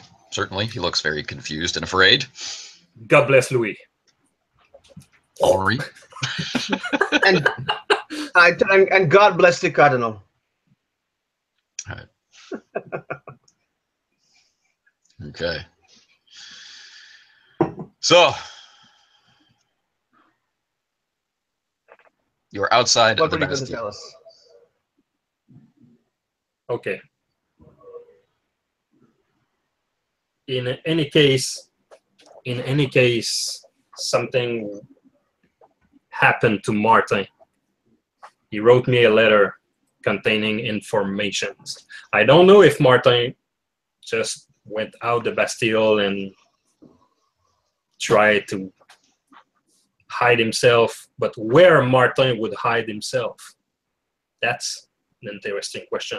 Would he go back to his homestead? Would he try to contact us in Paris? Or would he give me detailed information about, what is it called? Manoir Beauvais? La Villa Beauvais? Whatever. Yes, the manor. Yeah, it's huge. Let's see what goes there. We have the plan to enter this place. And I'm asking you now, because this family intertwined with my personal goal. Therefore, as of now, I cannot make the difference between this note, what we should do, our duty, and what I should do personally. Well, we're tied to it in some way. Okay, the Beauvais family, all that we have found yesterday in the sewers, we're tied to it. We have to investigate anyway. We do. And I do not think that Martin will go back to the barracks. The Cardinal will definitely try to reacquire him there. I would. I say we go. Then we'll Let's make a get stop on. before we go. I would bring these gentlemen to an orfèvre, a master of working metals, and I would ask for this gentleman to produce silver ammunitions. Good idea. Right, let's do that. I'm gonna give you guys each a couple of silver bullets and a silver cross. Maybe a wooden stake just coated with a small layer of silver too, just for good measure. Can apply to vampire too. Okay. So, in the middle of the episode, we have our montage Yeah! with the Monster hunting equipment montage! So, imagine 2 or 3 hours passing as silver is melted across weapons and allowed to harden and polish to a high sheen. What would Jean-Marie be doing as the weapons are being made, as the musket balls are being cast, as the blades are being coated, as the stakes are being coated? The quick glimpses of him in the montage, what do we see? He takes the bullets one by one with a little monocles, one used by jewelers, and he's ensuring the purity of the silver. He's adding some mandragora powder on it to ensure maximum effectiveness against the werewolf. He's throwing an axe into a target, waiting patiently. And Brisecourt, what is he doing as all of this is happening around him? The thud of the axe into the... I go get my musket at my place. I do shine it and look at it. And I do trim my mustache. And Philippe? Philippe will go seek out what probably looks like a Pierre Armand du Bourbon waiting on whatever corner I decided to tell him to go wait. He's probably looking very impatient, tapping his foot. Walk up to him, So I do not have time to talk to you now, but I have found one thing out. You are not the only person that can sneak outside without anybody seeing you. And I will turn around and walk. Leave him there to wonder what the hell that means. It's hard to tell with the street noise, but maybe you heard, "I'm sorry." And I just walk. Don't even look back. The montage ends. And now you're faced with the journey to Orléans, which is, well, one full night. You know, so it's a day, a night, a day, and part of the next morning to Orléans the easy way. Easy. No, we ride. We ride hard, we score. Okay.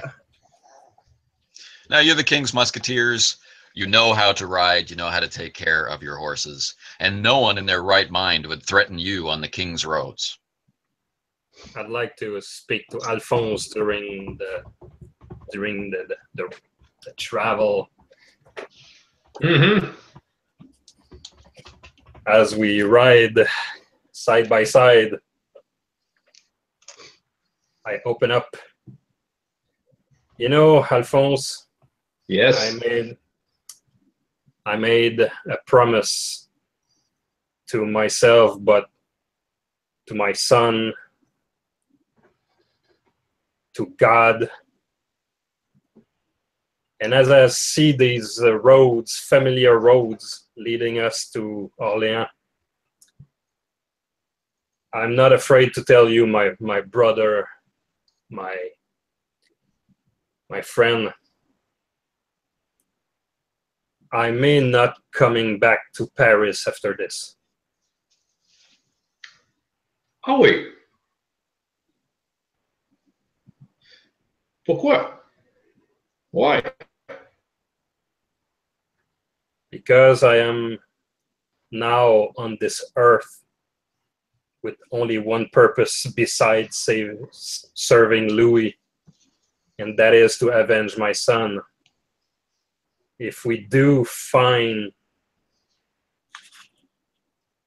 in this adventure the creature, I will put an end to it, and I will give everything I have.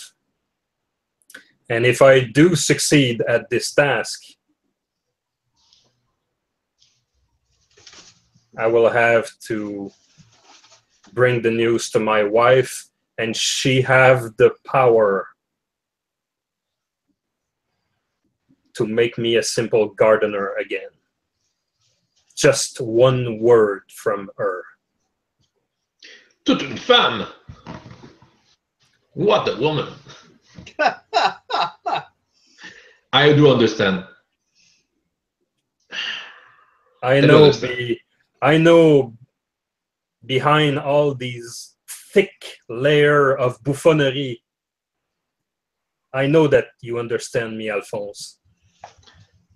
I do. I am in great respect of your choice. So if I don't make it out of this, go see my wife, and I give you the description and how to get there and everything, and tell her what I did. Je le ferai. I'll do it. Compte sur moi. Count on me. I'm Excellent. in the French mode. So I will As we get closer to Orléans, the power of the French is increasing. Yes, I will remove my glove and shake Alphonse's hand, but this time I don't have an ounce of mockery in my eyes as usual. No, this is the first time probably that I shake your hand with my hand and not my glove. Oh, yeah. I take it firmly, and I do look in your eyes. You can really count on me. Thank you. So this is the first time to go home for Jean-Marie, back to the land of his birth, where his son was born, where his wife remains. And Martin's map of the Beauvais Manor is nothing you ever had to concern yourself with as a man of Orleans. But now, as you get closer, you remember the house, right? The stories about the family who lived there, and the mile markers as you get closer and closer to their manor on the outskirts of Orleans, marked with the family sigil, the symbol that was on the gravestone in Paris. There are many people of Orleans who think the house is simply empty, that its owners, wherever they live, hardly ever appear there. But Martin's letter suggests that it's the site of satanic activity. I should have known this house always had those stories about it. I should have known. As you get closer and closer, you're now passing alongside the road is a stone wall and dead vines, no leaves. It's late in October, it's the 1st of November, right? All Saints Day. The vines are just clinging in the cold night air, and the moon is hanging in the sky above you, not full, but half. The moon of decision, judgment, one side or the other, almost looking like the hangman's axe as it hangs above the manor house in the night sky, with the lit portion of the moon downward like the descending blade. A few clouds dance their way across the night sky, and the stars are like pinpricks in the fabric of heaven. The gate is rusted and chained. There's no guards, there's no lights in the house, but there is the smell of smoke, like cooking fires or heating fires. This all sounds Crowbar, very please. Ah, Let's I take just so out happen the to have brought one. let's take out the map and see what Martin suggests in his notes. Okay. Almost exactly like the Martel Manor, there is a maze behind the house. Now you can see part of the maze from where you're standing at the gate with your horses behind you. The house at the Martel Manor, or the hedge maze, was new, was young. It was something you would walk around. It might be waist height, but this maze towers above a man's head. It would be easy to get lost in it, and to all three of your eyes, it looks very familiar from your troubled sleep the night before you left Paris. Oh, this is just what I dreamed. Just what I dreamed. You did. This is a sign. Yes. Yes, I dreamed I was in this maze with that woman. I saw it too. Well, Martin must have more tricks than we may have thought. Yes. Well, I take my crowbar and pry the gate. I brought the crowbar. Obviously. I knew he would need one. I knew he would need one. I put one on the horse. Sure. No problem. Now, we have had many montages and moments which have caused style points to be forgotten, like tears in rain. And so Like style points in rain. So, Jean-Marie, for your impassioned pledge of friendship and request, 2 points for you. Alphonse, for the masterful way in which you dealt with the poor Cardinals guards in the street and the willingness to go to prison for Martin, you get 3 style points. And Philippe, you brute, What can I say? For single-handedly taking on 2 Cardinals guards and dispatching them with 1 blow, and for tying in the amazing Armand de Bourbon into our session this evening. 2 style points for you. Woo.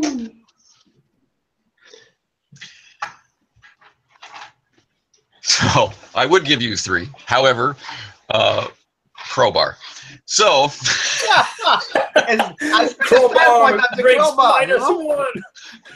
-1.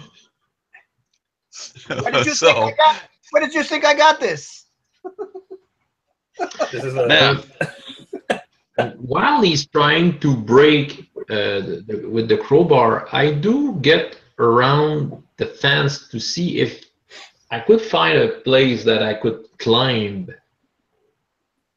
it is Yeah. possible that the stone fence is about this high, and it's stones, right? So there's lots of things to use as handholds and footholds, plus the heavy vines that are all down the length of the. It's easy. Plus, someone could give you a boost, yeah. Yeah, I want to give him a boost.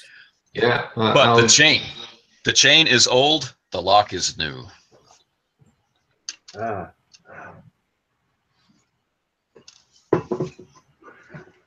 We're Philippe. We're musketeers. We don't go for the door. Okay, I'm on the other side. but I am taking this with me. I grab the crowbar and I'm bringing it with me. You know, it's better suited to my style of fighting, using random object. You should stick to the blade, my friend. It's not I am made out learning of from you. silver. I am learning from you, Jean-Marie. I've You've watched you taught me many carefully. things. I've watched you carefully. You learn nothing from me. So as you make your way This is across not true. the lawn, the grass is growing out of control. The animal topiary, the hedges that are cut in the shape of animals, have been allowed to grow all without any care or attention. These are all animals of prey, things that a larger carnivore would hunt, but it's difficult to see what their exact nature is in the light of the moon. The shadow of the house is stretching towards you with the moon behind it. Grotesque. And it's cold. Your breath is Should steaming. have brought a lantern. I probably have that on my horse. I don't know. Do I have? If you want to see in the dark, I think you need to have a source of light. Yeah. Well, I'd Could be get something in the lantern. house. Okay. So, as we know from the fantastic cover of All for One, Musketeers have lanterns. Okay. Yeah.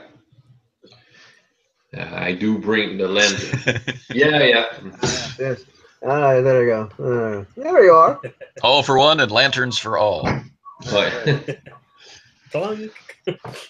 So you move across the lawn up toward the house. The maze is behind the house. The house is before you. And what is now obvious to your eyes is that there are heavy, heavy, heavy black curtains over the windows.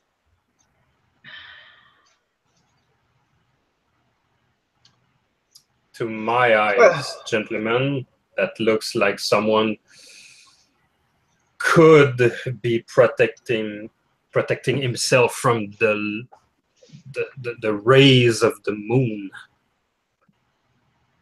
Hmm.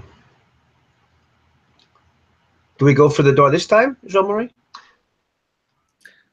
Let's stick with the secret entrance. It would be much easier to get into the house through the back, where there are courtyards and there are seating areas for outdoor dining and partying and whatnot, all of which are going to be ruined, of course. Let's go for But the front door might be open. let's go for the service door at the back. Okay. I'll follow. Let us go. I will follow you. Right. So passing around the right side of the house, there's an area where the wood gets chopped and stacked, and where the chicken coops are, and all of these things, all in disarray. There are chickens present. There are eggs collected, and but it's Signs of life. there's signs of life, not for a full retinue that could fill this house, like not generations of family and all the servants, but definitely more than one person is doing this work. You know, the hard packed earth is swept and the wood is neatly piled, but everything is old, unpainted. The wood is gray, and that sort of thing. Lots of rust is evidence on the metal parts. The servant's door is open, and the smell of smoke is stronger here, and also the smell of perhaps bread. Oh, I'm a bit hungry. Let us go. I'll give you a sign, Philippe, to send you like. Okay, You go first. You go first.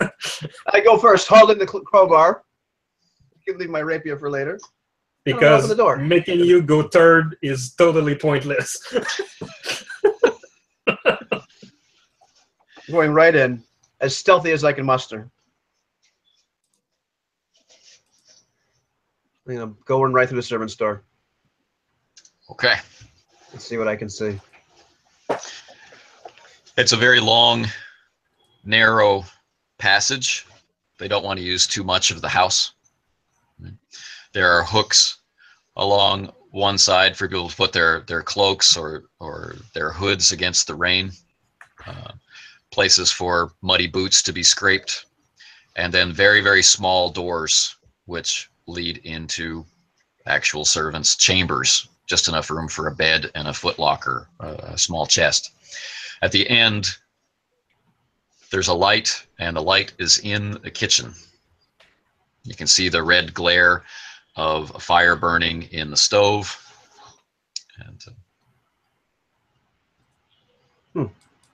I gesture back to my friends. Come on, come on. And I just walk right into the kitchen. I do get outside. I'll wait outside. Scream if there's something.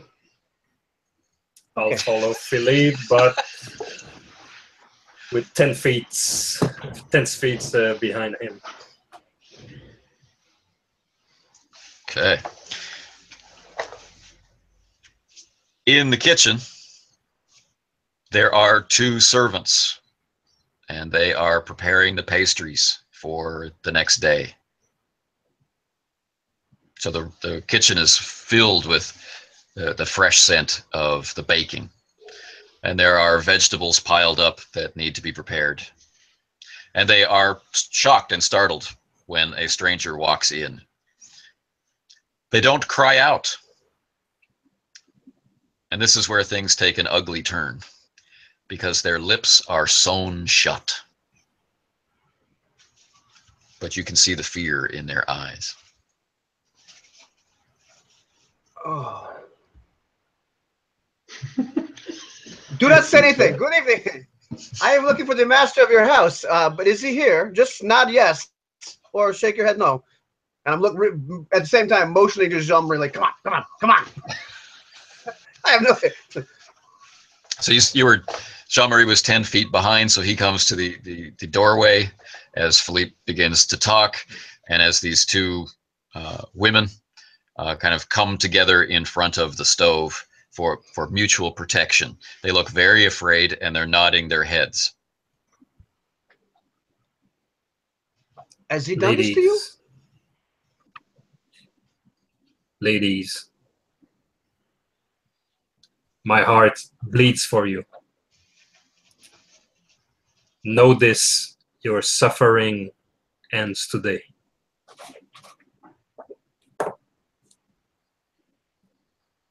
Just stay put here. We'll come for you after. We'll bring you safety. We'll take care of you. The king will take care of you. Just stay put. Stay there. Okay. obviously there are no words of comfort. They're terrified. Okay? They're standing next to the stove. You know that they will be silent. And one of them points to the wall, and there are a series of strings connected to small silver bells or metal bells. Hmm.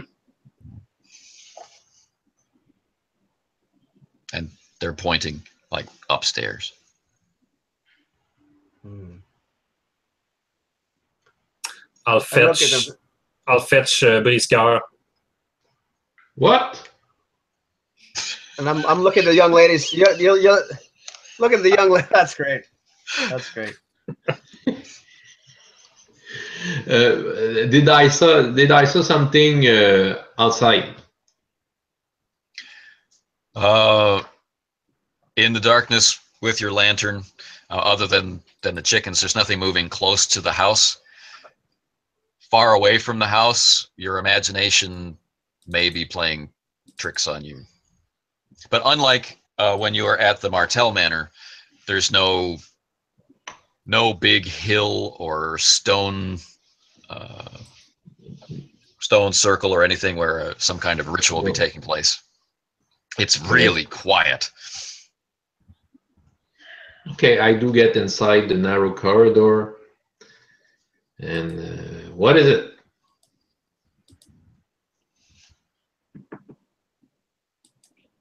I do see the ladies, I guess. That's right. As you come into the kitchen,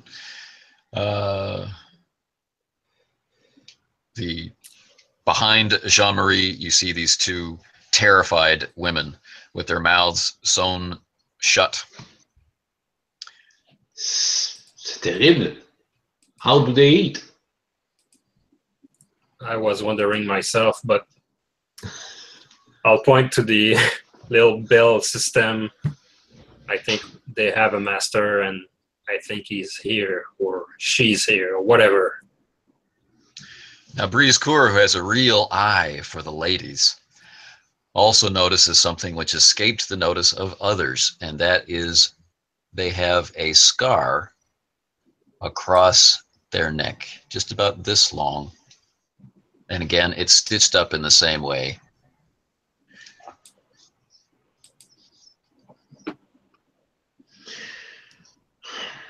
There's a butcher, in fact, in here, just not just a master.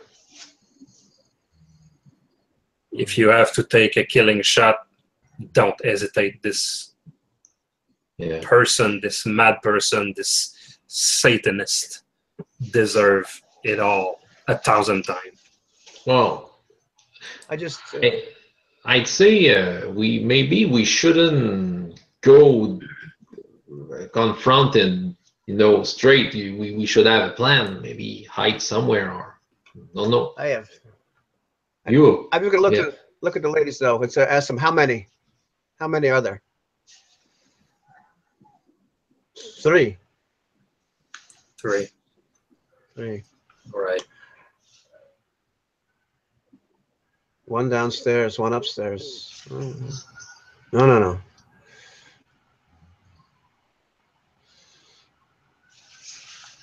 Don't do it. You'll all die. Ah, yes. We have done this before. We have not died yet. No, we're musketeers. Listen, I have a good idea. We have done this before. I will go in first. Jean-Marie, you shoot right next to me. You will hit the bad guy. That's exactly what I was about to suggest. You've always almost shot me, but not quite. If Martin was here, he would help him. Click. I'm ready. I look at Briscoe. But seriously, Briscoe has a point. We are musketeers. Do we hide? Do we cowardly go about our business? I think not. We are here to clean this world of this evil. What? To resolve take 1 shot. This. Of course, I am just a musket. You know what? It would be really neat to shot multiple times with these. I'm gonna hand. I hand Jean-Marie mine. I said I will have no need of this. Oh, I will excellent. only shoot my own foot. I'll I will place only it shoot into my own bag, foot. strap it solid, and all right. Well, I have my musket ready too. I don't use it often, but today I think it will be in use. If that's the monster you described to us. Yep. I'm taking out my shinier than normal rapier and mangosh. All for one. For All one. for one. All for For one. all. Take my cross because it. Now, the women have come down from terror, passed through fear, and now they're really getting into curiosity because we've got these guys storming into the house, ready to do something, and now the time just keeps to be stretching and stretching and stretching, and they're still in the kitchen. They're starting to...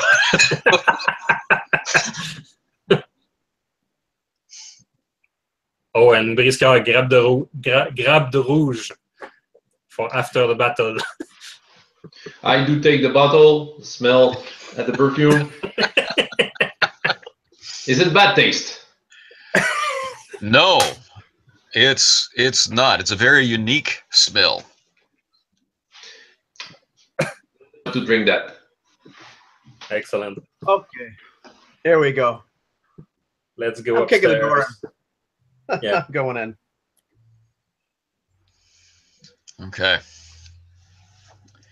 Oh, I love that Philippe is like a unleashed little bulldog. Just wow. I'm just gonna start making as much noise as I can going in. I think just gonna kick the door and like whoever's there, let's rouse them. Let's get this on. I do hide in the corner and shut down my lantern. Yeah, I know we have to show ourselves, but just in case, Yeah, we need someone. They don't know that it's there. Right. Okay. There are several routes out of the kitchen, like to a back stairs for the servants, out into the dining room, right, and then out into where a lot of the food is kept, and then down into the cellar. There's lots of ways out of here. Say dining room. Yeah. What do you say, guys? they were expecting dinner, maybe. Yeah. Or we come inside the dining room and they're not there, and we are waiting for them. Well, it's too late. It's too late for dinner. It's Indeed. late in the evening, Yeah. and the cooks are beginning their preparations for tomorrow's food. Okay.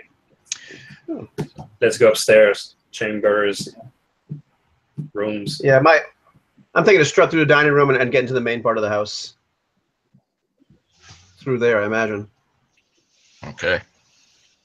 So you're separating. No, they're coming with me. Oh yes. Oh no. I do.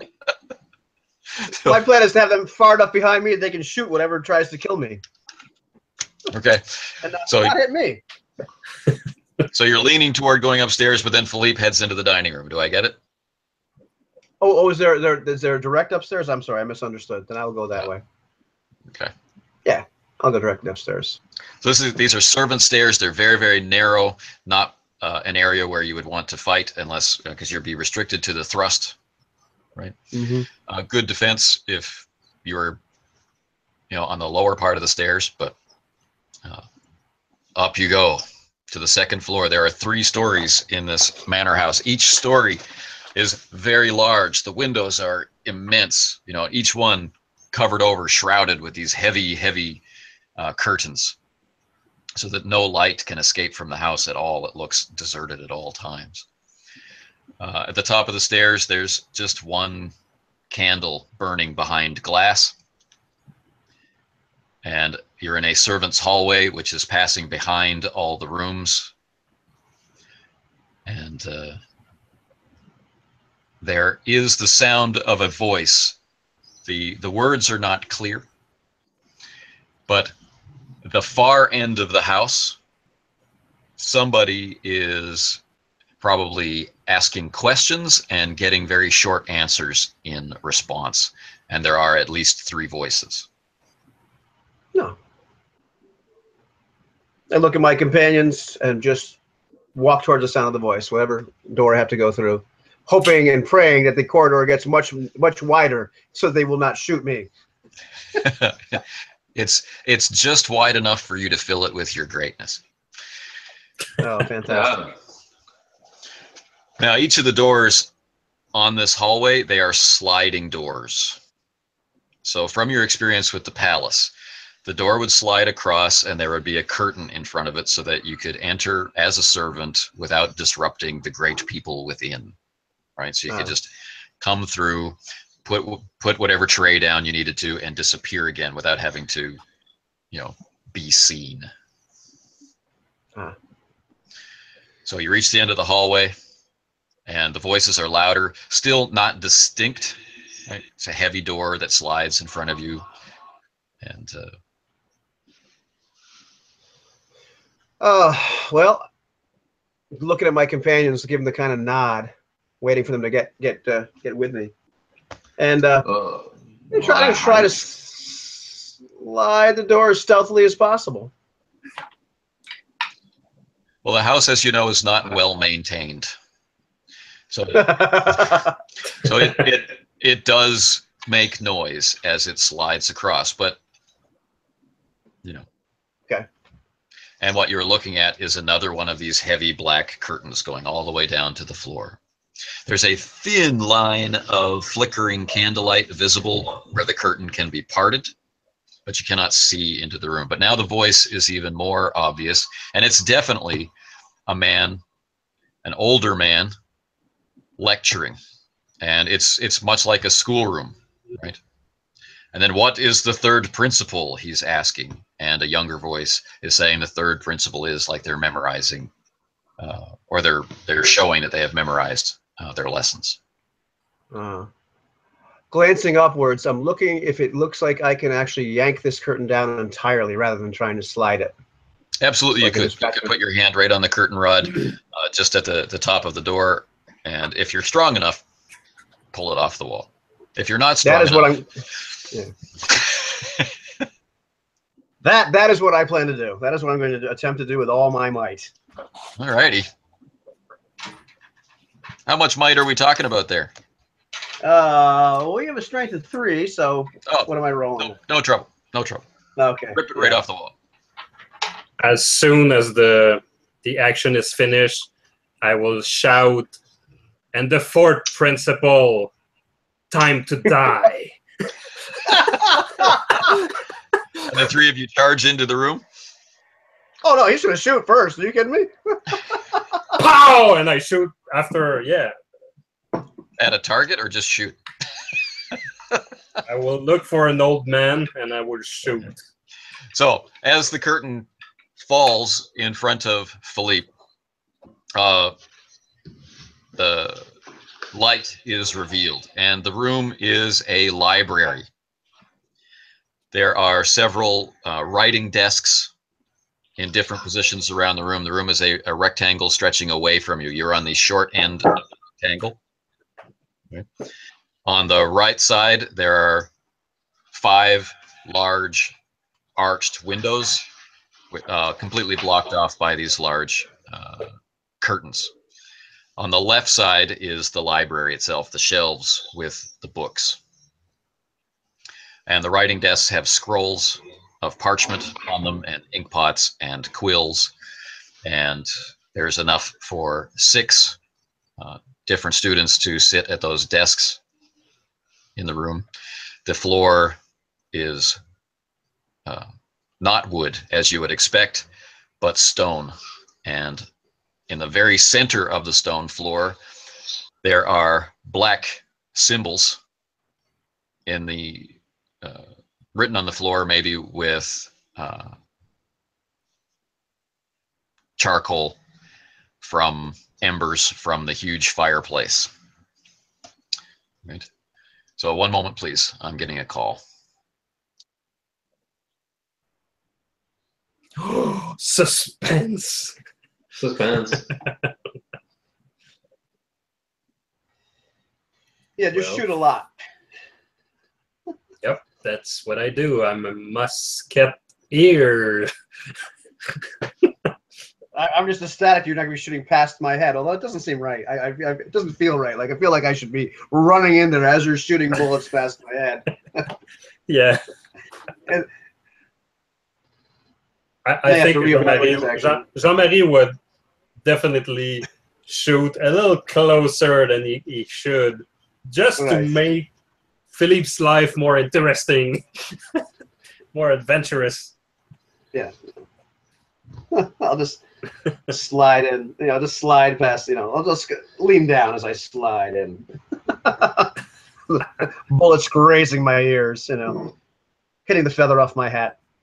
Looks dramatic. I mean, you would do that most of the time, but maybe not tonight, because this night might be it for Jean-Marie. He's more careful in this battle. Maybe I should wait and aim first, or I'm picturing like Matrix Reloaded, where like Philippe is running in slow motion. The bullets are crashing around him, smashing things, not hitting anything but just like walls. I can back that. Okay, let's go that route. Yeah. Just slow motion with just do whatever kind of music you want. Smack my bitch up or something. As Philippe is running to go kill the werewolf. Now I'm very curious to see if Jean-Guy has won his game. Yeah. He's not there anymore. We need Briscoe's father. I'm worried about Jean-Guy. Oh no, unbeatable on that game. I just lost it. I imagine like a background soldier playing solitaire, and his name was Jean-Guy. I just lost it. Oh, sorry for the interruption at the climax, gentlemen. Okay. Okay, so long library, and at the far end, facing you, is an older man, mid-50s, still looks very fit. His face is very scarred, his neck is scarred, but he has a lot of fire in his eyes, and he doesn't seem to be very happy with his students. The students, younger, are probably around your age. Right. And the desks are allowing them to look at the symbol on the floor, and he's asking them, and this is probably the third or fourth time he's asked them about the third principle. And he's not happy with the answer. And then suddenly the curtain comes down, and Philippe is revealed. And the fourth principle, too. Fourth principle. And then the fourth principle, time to die. Time to die. And I'm going to charge into the room while he's just shooting. That's our plan. Okay. We'll Now shoot fast. the man is wearing, very, very. They're out of fashion. The clothes are out of fashion, but his family coat of arms is proudly on his chest, and it is, of course, of the Beauvais family. And to be honest, in his face, you can see a little bit of Edward and his brother. There's a family resemblance.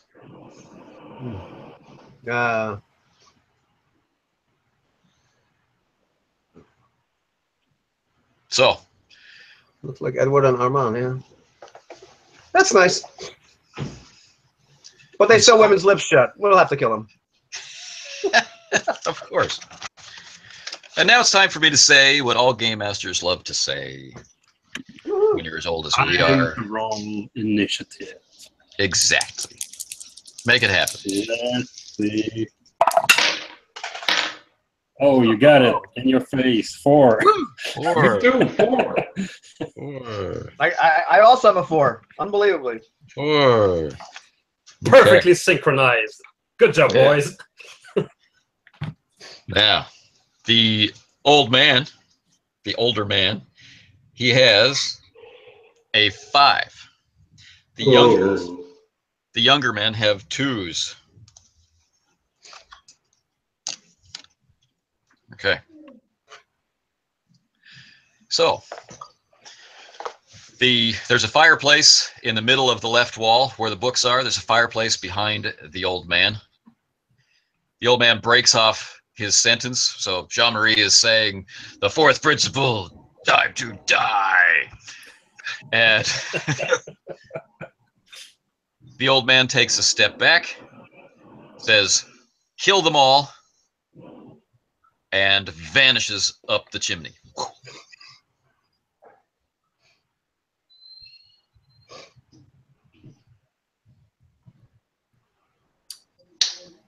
Right? I'm gonna shoot one of the students in the head.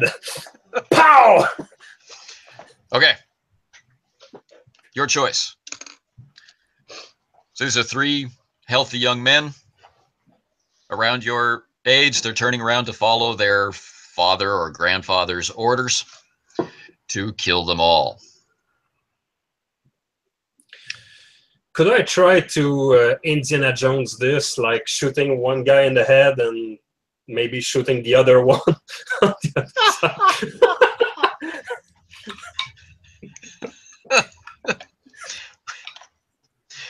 Well, let's go all style on it. Like 9 + 2. Yeah. I'm calling this. Because we don't have times, you know, we have to run after big bad number 1. So, yeah, that's my move.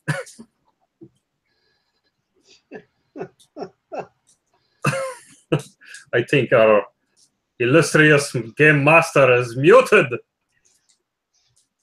oh, sorry. Yes, it's entirely possible. You'll just need to do enough damage. Yep.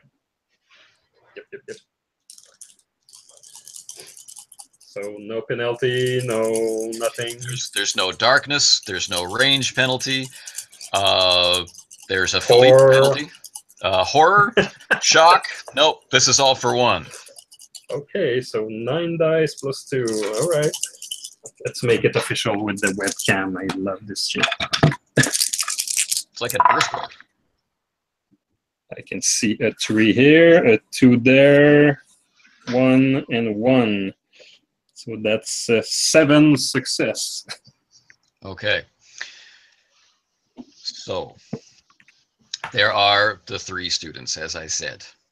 Okay. So seated basically around the black circle drawn on the floor. So the 2 on the left side, they turn, they start running towards you, trying to pull out their swords. Seems like a very martial tradition in this family. And suddenly the whole room is filled with gun smoke. And the crash of furniture as 2 bodies hit the floor. And the musket ball slams into the stone of the fireplace at the other end of the room. And through the smoke, you can see the older man didn't actually escape up the chimney. He's running across the back of the room, perhaps towards some other exit. After the shot, I'm just dropping the musket on the floor, taking the other one, and I'll go into the next round. Okay. Alphonse. I was a little behind. Do I see that older man? Yeah, all of it. So the 3 of you can see through the doorway into the room. And, Well, I see him go in the back. I'll try to remember if I can take a passage that makes me that I will meet that guy. I try to think about what I saw on the map. so this should be the whole end of the house. Okay. So if he's going out of a door at that end, if you go into any one of the rooms that are accessible from this servant's hallway, you'd be able to run through a room into a main hallway for the special people, and then maybe into another room on the other side where he might be found. that could be possible. Okay. Well, I'll try to find a room on the other side. Right. So probably the way that the house is made is with an open space in the center for the family to meet, and the rooms around the outside of the house. So. Okay. All right. So Francois is going to go down the servants' hallway. Yeah, I'm running. Your ear is ringing from the discharge of the musket right next to your head.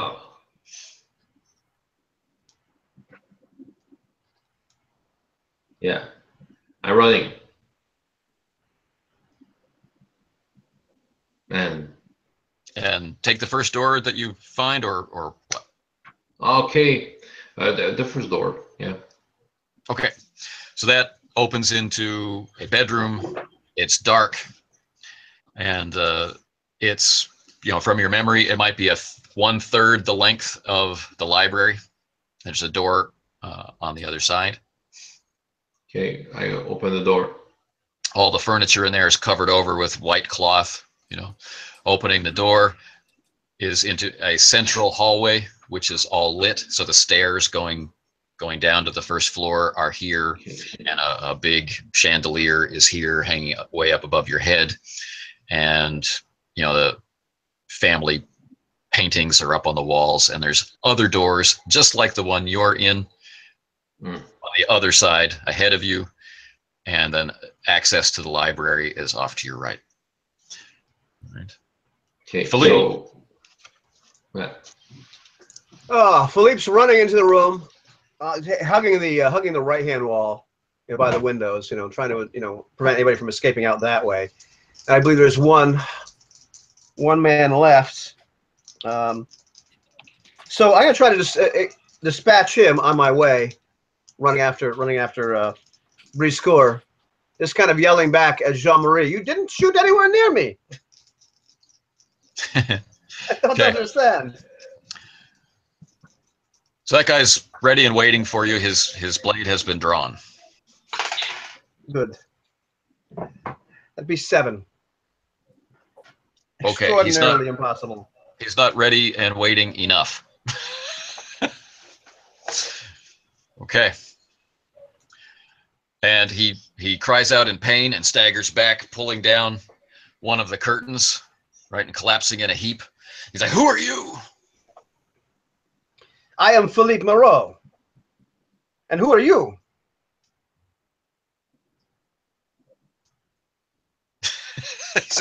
He's startled, flabbergasted that you would even ask.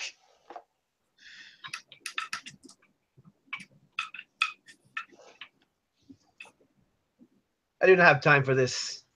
I had to dispatch him right there. Anybody would sew women's mouths shut. We don't need to have an interrogation. Right. There you go, Philly. Yes. Okay. You can hear the running footsteps of the older man fleeing the library. You can hear the running footsteps of Alphonse as he tries to cut him off. Yeah, try to bolt after him. Okay. And Jean-Marie? Jean-Marie is going to go after the... I'm hesitating. Octogenarian? Octogenary? Yep, that's right. Yeah, that's about right. Someone in their 80s. Yeah. Although he might only be in his 50s. Yeah, he said he was Yeah. Yeah, a little older than me, you bastard.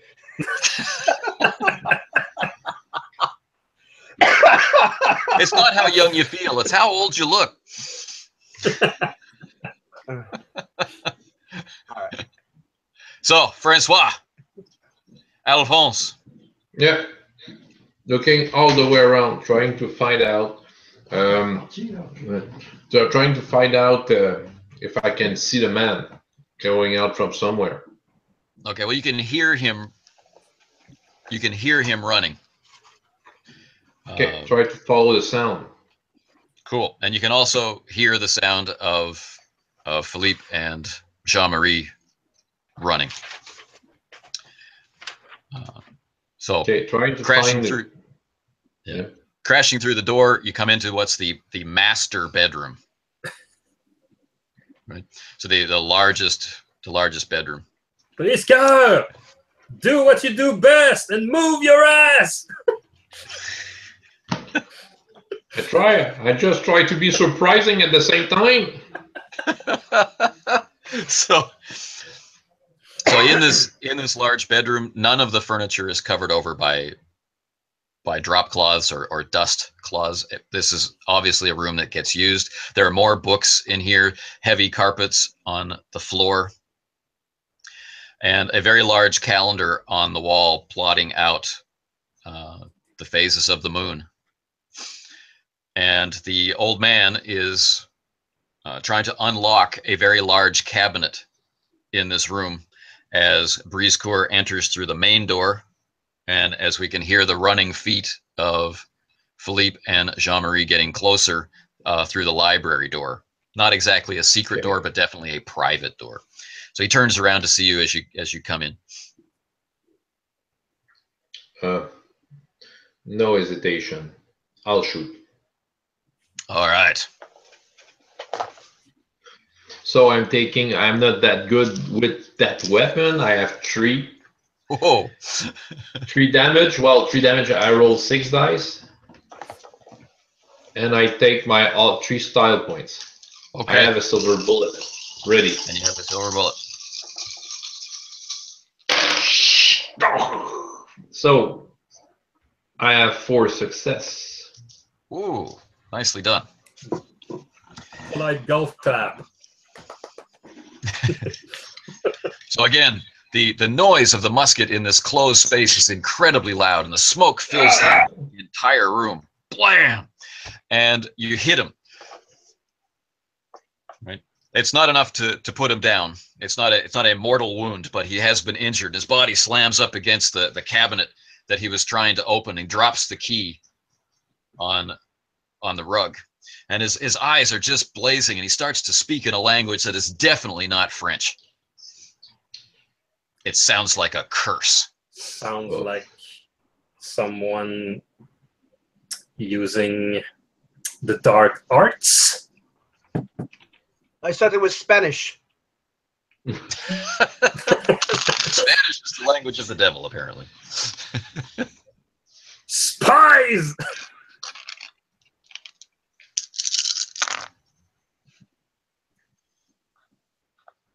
Okay, so he's growling out these words at you. He's holding his injuries, leaning up against the case. And Philippe and Jean-Marie arrive at the door around the same time. There's only room for one through the door.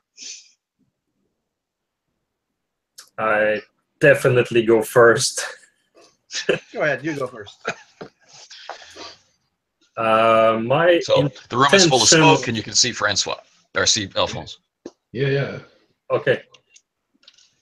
I'll go in and figure out on the other way what I will do. Okay, so you enter the room. Philippe. Yep. I'm going to enter the room as well and just charge right towards this man that's slightly older than myself. Much older than Philippe. With the intent to stab him. Okay. Now his full attention is on Brisecourt in the doorway. It's like he's not even really aware that you are there. He's concentrating. The veins are standing out in his neck, and he's just this language that's sliding through your ears but not staying. And Philippe attacks. Enough with that Spanish jibber jabber, you bastard.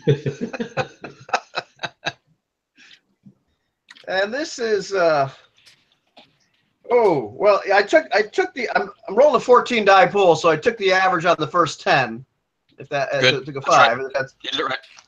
And I rolled yeah, so that's 9. Well, roll 4. That's All right. Do you think that will be enough? I do not know. Probably not. All right. So Tell me about this attack. This is a very damaging attack. He's going to be taking 4 wounds from this. Yeah, I mean, as his attention is completely on Briscoe, yelling in that awful Spanish, and I'm admonishing him. I'm just like a huge slash right across, his side of his body. Side of his body. Probably okay. whacking his face, giving me a scar on the other side of his face, slicing down his body. But it's how I've been taught. Just take opponent out. Right. Okay. Now you're very close to him because of this slash, and you've displaced him from in front of the furniture. He's still. Hang on a sec. Actually, I have to check. He is still chanting. But what you are able to see, and Alphonse is able to see, is that the blood that came forth from the bullet wound that sprayed down his doublet is rolling back up.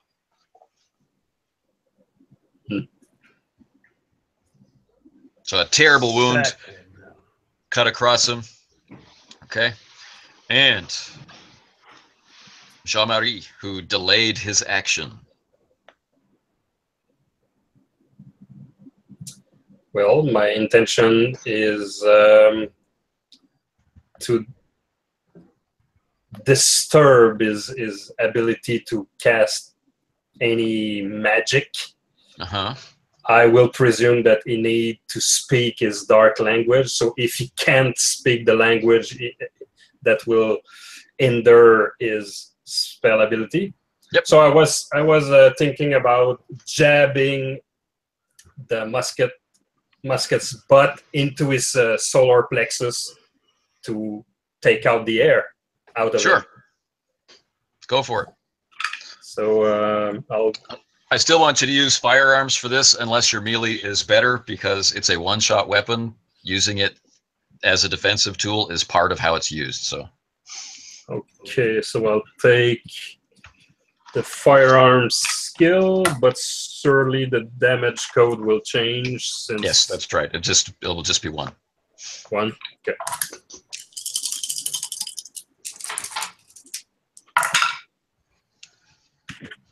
And the dice, that's a 3 and a 2.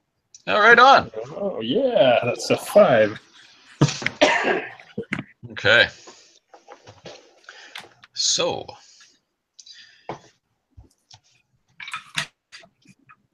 That is sufficient. After all of these attacks on his concentration in this turn, it's sufficient to interrupt what he's saying. Okay. Excellent. So I don't mind 0 damage as long as he stumbled. Okay. Yeah. In his words, and the feel in the room shifts a little bit from one of anger to one of fear. It better be. And Jean-Marie and Alphonse are both able to see the broken furniture behind him, the cabinet he was trying to open, through the hole that's been broken from his shoulder and from the bullet. Inside, you can see that there are skulls inside.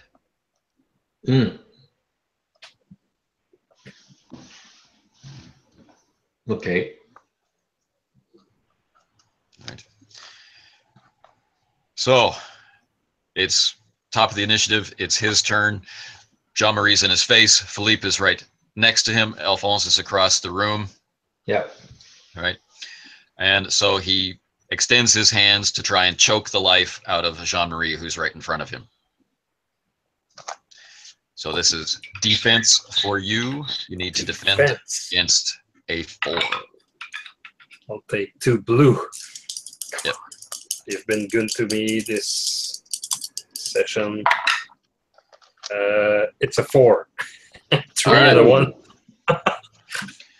So he's reaching out, to choke and grab you, but he just has a grip on your throat. He doesn't have.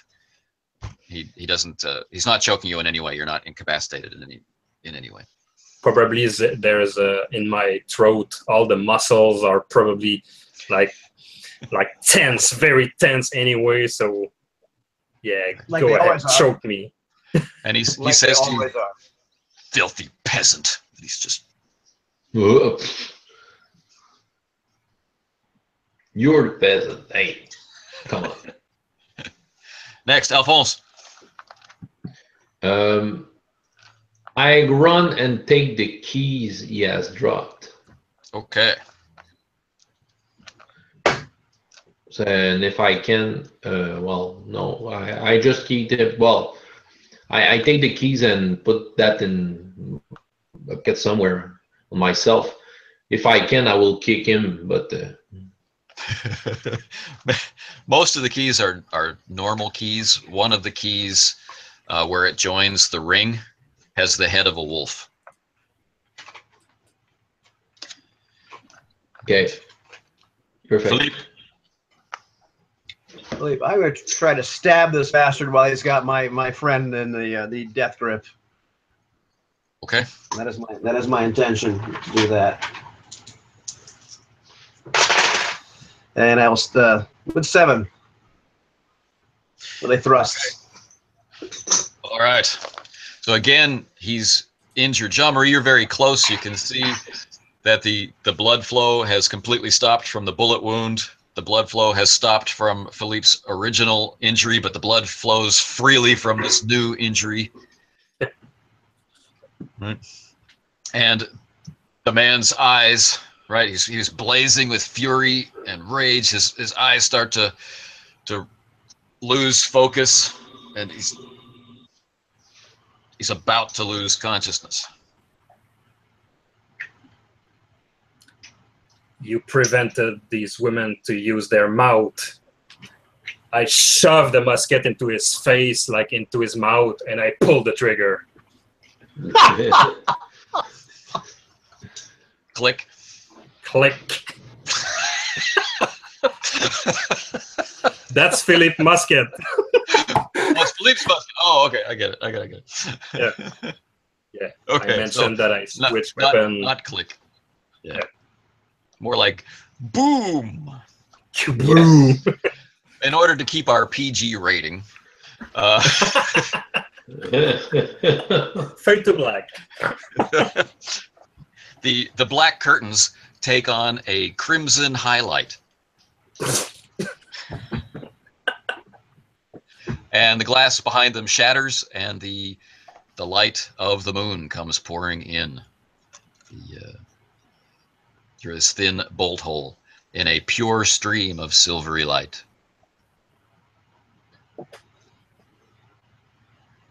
And the three of you are very, very close together in this very, very large room over the headless body of a man.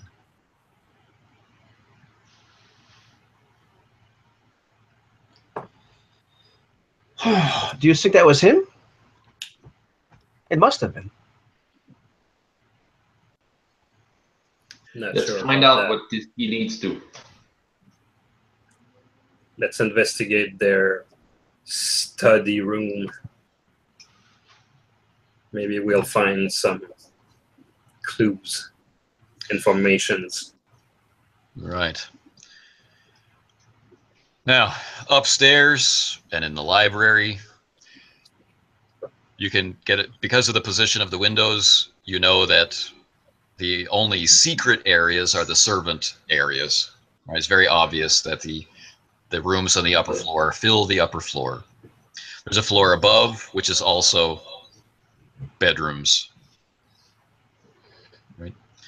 And then there's an attic above that, which is not big enough for a person to stand in, just has boxes and hat boxes and things. None of them have a lock large enough for this wolf's head key. Mm.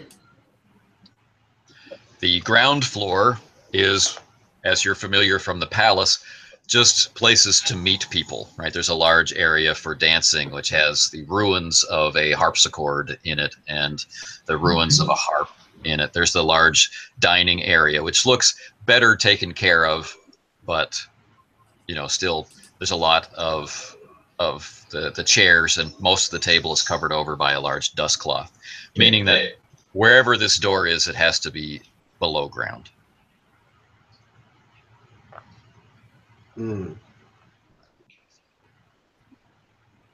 Time to go to the cellar. Okay. Yes.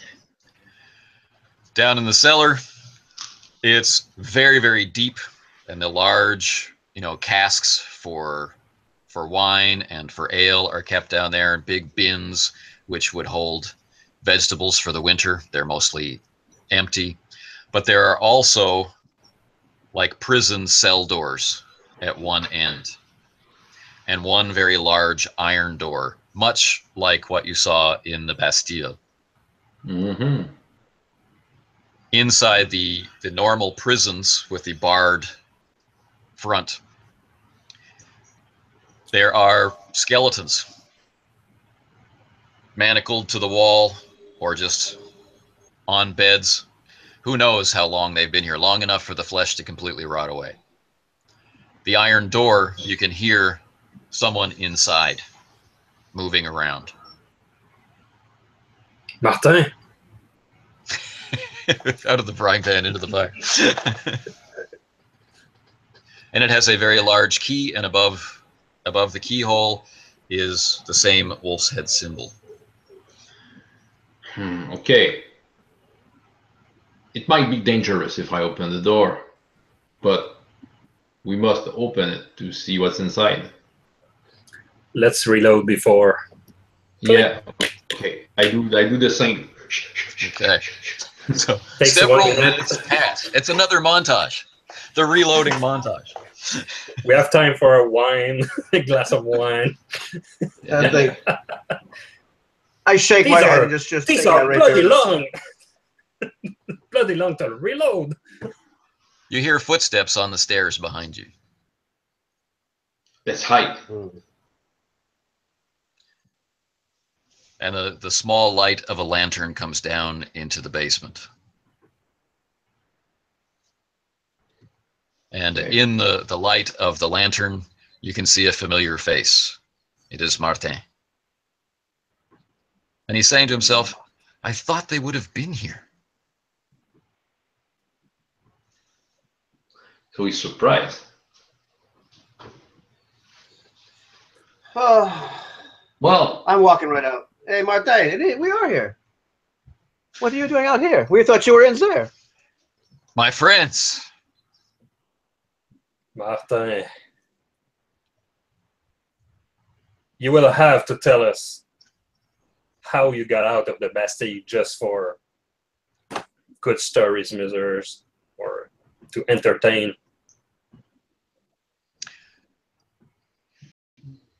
I figured that nothing would upset the Cardinal more than if I were to escape, and so therefore I had to escape. That's what I thought. Did you do it? Did you find him? Well, there's pieces of him in the study room, laying across the floor. I'm not sure if it was him. yeah, we don't know him, but there are pieces of someone if you want to go see that. You'll know. Think to your studies, Jean-Marie. The wolf leaves a mark on the person with the curse. Oh.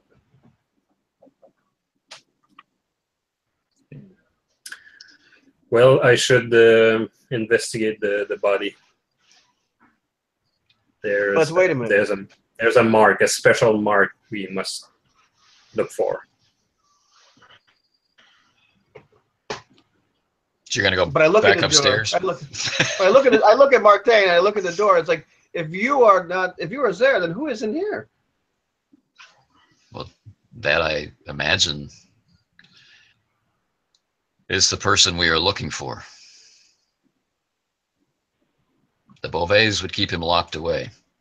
Yeah, like in the...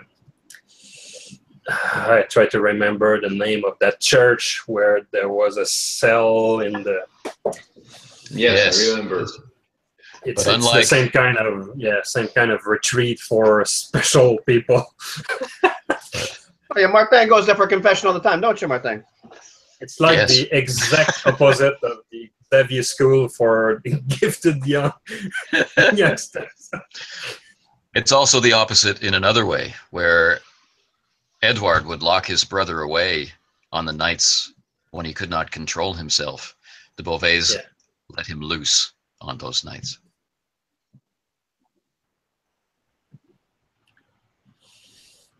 Let's yep. I'll give Philippe his musket back.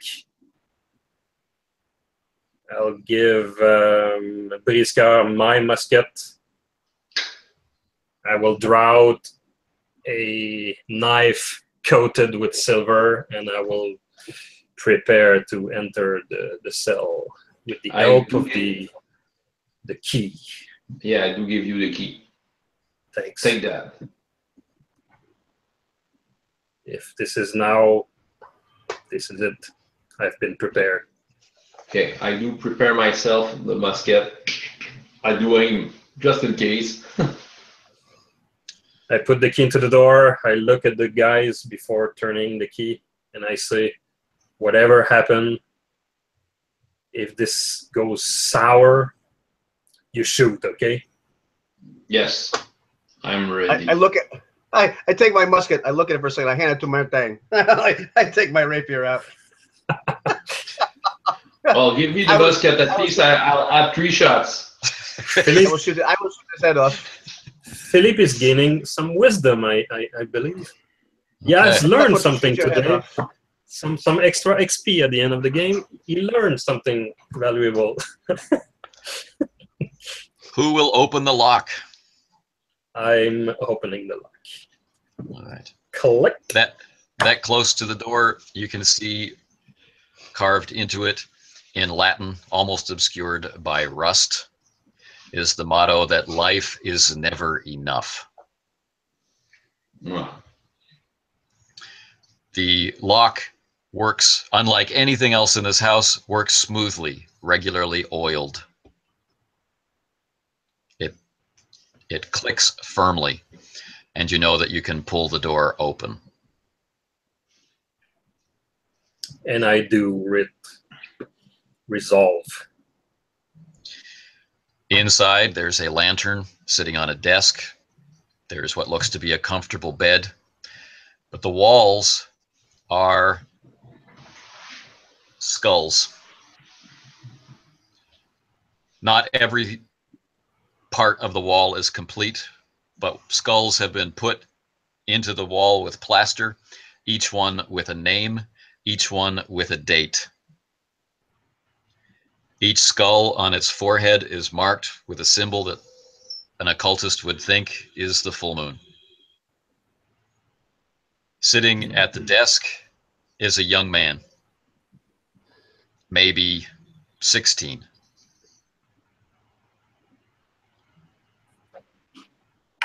In the corner is another skeleton.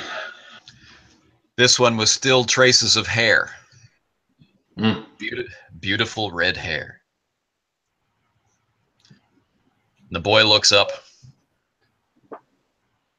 and he just says, I expected the peasants to come with torches. April 5th, 1634. Jean-Baptiste Ducroisé. He points at the wall. My son. Was delicious. I'm here to collect.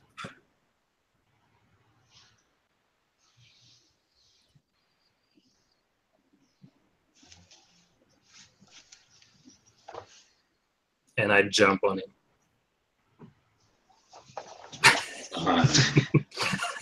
Okay. I'm ready to shoot. Whatever. There are screams. perhaps difficult to tell if the screams come from Jean-Marie or from the young man.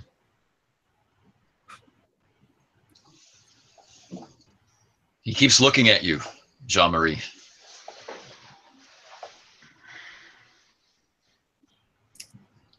He can only see steel in my eyes. This has been programmed a long time ago. There's no emotion, there's no fear. There's just a job to do, like a butcher in front of a chicken. And in time, it is done. And only the body is left. The spirit departed.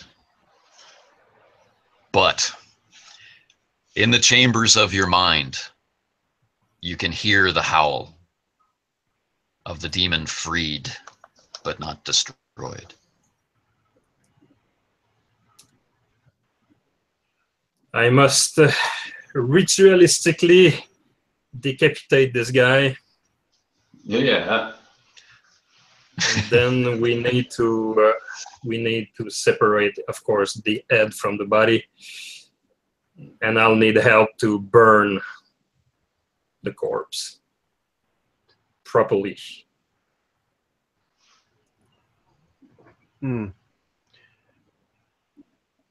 I will help, but I'll just do it mechanically.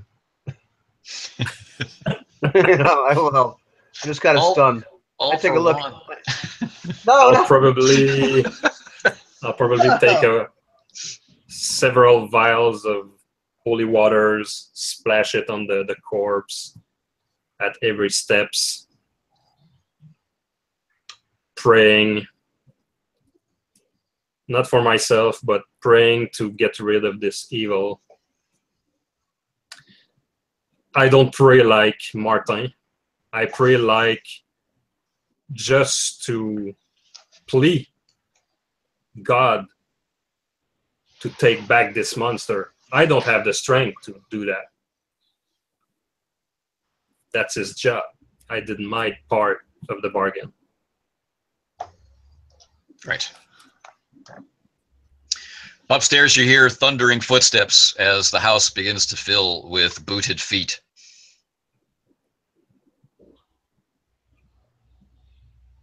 Right on cue. Well,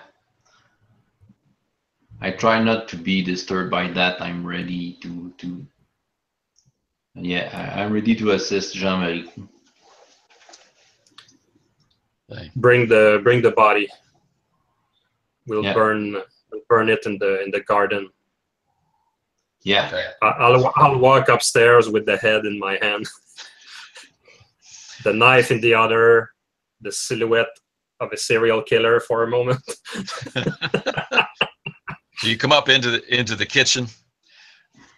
The two women are being screamed at by Cardinal's guards. Oh. Yeah. Right. Do I look impressed? You hear doors being opened all through the lower floor of the house, like they're searching for someone, and then the four of you enter into the scene. And of course, they stop. But in the eyes of the women, you see relief.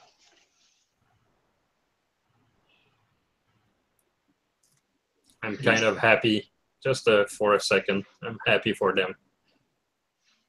What I said earlier finally came true. They will be free. And it is Henri who comes forward. He says, "What have you done?" What have we done? Payback. Murder? He was a murderer. An enemy of the court, an enemy of the king. You really want to play this card, Henri? Look at these women's mouth. You want to play this? He's locked eyes with with Briscoe. He's listening to Jean-Marie's very important point about, hey, they sew the mouths of their servants shut. What's in the king's interest is also in the cardinal's interest. We're just a step ahead of you, as usual. Oh, so much style! It burns. Yes. That was a royal burn. Right That there. was Oh. freestyle right there. Freestyle. Jean-Marie, 2 style for the brutal murder of of a The very, defenseless very, 15-year-old very, boy. no, of a very, very cruel, very, very cruel individual. Essentially resolving my vow, maybe. Playing my archetype to the hilt. And my motivation too. So, yeah. Double whammy. So Henri is motivated against Briscoe, but he's not a stupid man. He rose up to his rank and position by having some sense. There's no good way out of this for him. He's been ordered to come and protect this place. He's arrived too late. All of this is written on his face. Once again, outshone, defeated, tricked, outmaneuvered by the king's elite musketeers.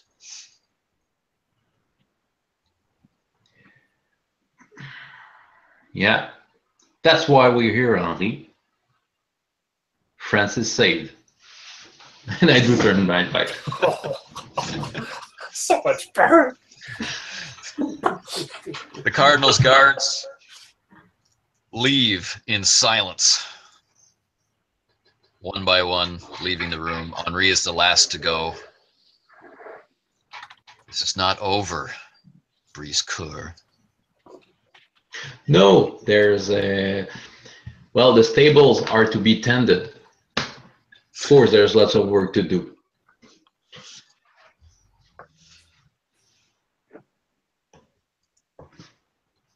Draw your sword! And he whips out his blade.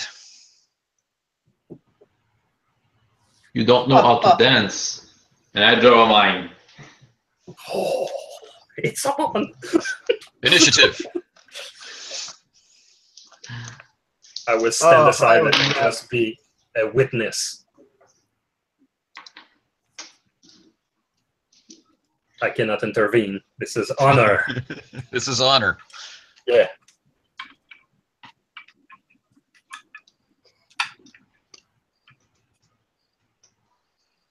I have two, sorry. I was waiting for yours. I don't know why. I have two.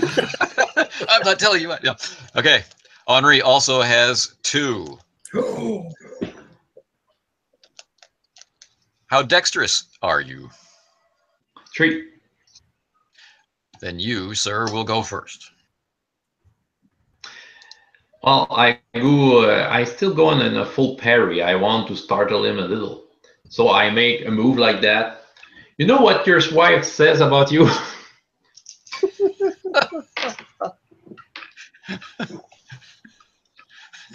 Oh, you're so mean. you do lots of you talk in your sleep. Yeah, you always talk about eating. Ah, naughty boy. There's good bread here. The only bread I want is your head. And he comes in for the attack. Yeah. Okay. So full parry. I dance. So Right? set and full parry adds. I add 4 dice. Is it? Cool. 1, 2, 3, 4, 5. I average the first 10 dice, so I have 5 plus. I have 6 to parry. All right. You are quite successful. So he charges at you like a bull, thrusting and slashing and just again and again and again trying to get through your guard. He's you see. so upset. I have learned a few pace to your wife, by the way. She enjoys dancing. Shut every position. up about my wife.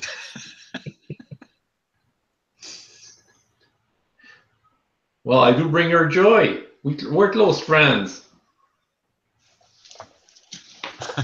Okay.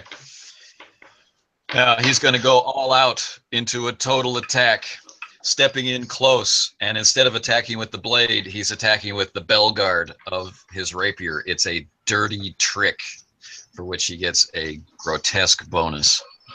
You will need to defend against 6. Me? Yep. Well, I average with 5 already. I have 3 dice. I will put 2 style points on that because I want to turn around, lift my leg, and I have a 7 total. Oh my goodness. So Henri comes up and he puts his whole body weight right into this uppercut with the bell guard of the rapier, and you are just not there. Yeah. I do take one of the bread. That's the bread you'll have today. He goes right down in the dirt on his back where he has been in front of you before, right? Or he was in front of Jean-Marie this way before. And there you are with the bread standing over top of him. Well, the mouthless servants think I think they do great bread.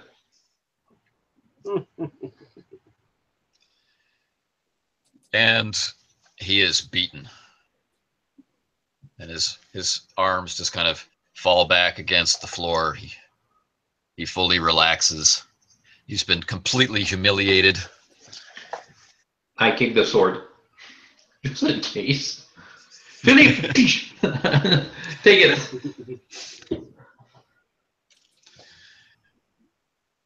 And there, I believe, is a good place to draw a close on the adventures in Orléans. Unless, of course, you wanted to go to Jean-Marie's house.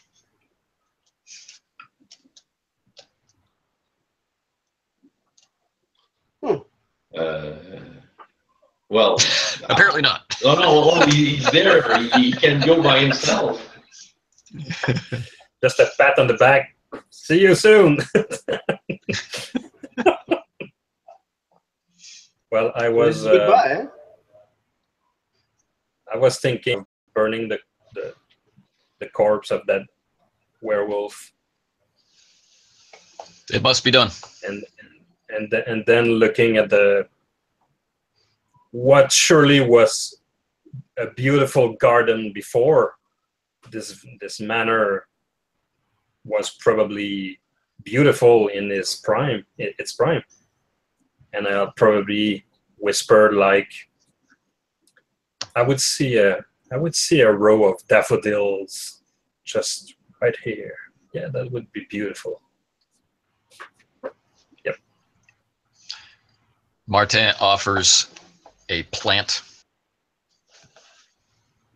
He just passes it to Jean-Marie saying, wolfsbane in the mouth. Silver coins on the eyes, I know. Everything we can think of. Yep. Briscourt, you fight like an angel. Oh, just a few steps like that. When I have an audience, I do fight better.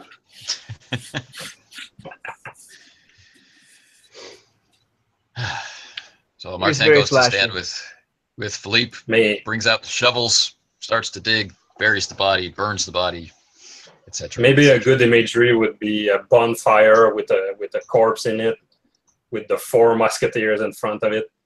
With the maze, the hedge maze behind them, and the moon overhead. And the Cardinal's guard going away. Yes, the stable are this way. That's right. The dejected, defeated Cardinal's guard slinking away. Like, all right, gentlemen. Thank you for your service to the king this evening. I hope you have enjoyed this My pleasure. tale. Now, as usual, we finish off with experience. All of you showed up, which provides you with experience. Yeah. Did you feel at any point that you were in danger? I felt like we would have been. Well, Doesn't seem like it. doesn't seem like it. All right, so Doesn't let's seem like it, no. move past the real peril point, like, hey, we have to escort a noble to the front kind of peril. Right? Was anything learned? Let's start with Philippe. Did I learn anything today? Oh, I do not know. I think it is good to bring a crowbar.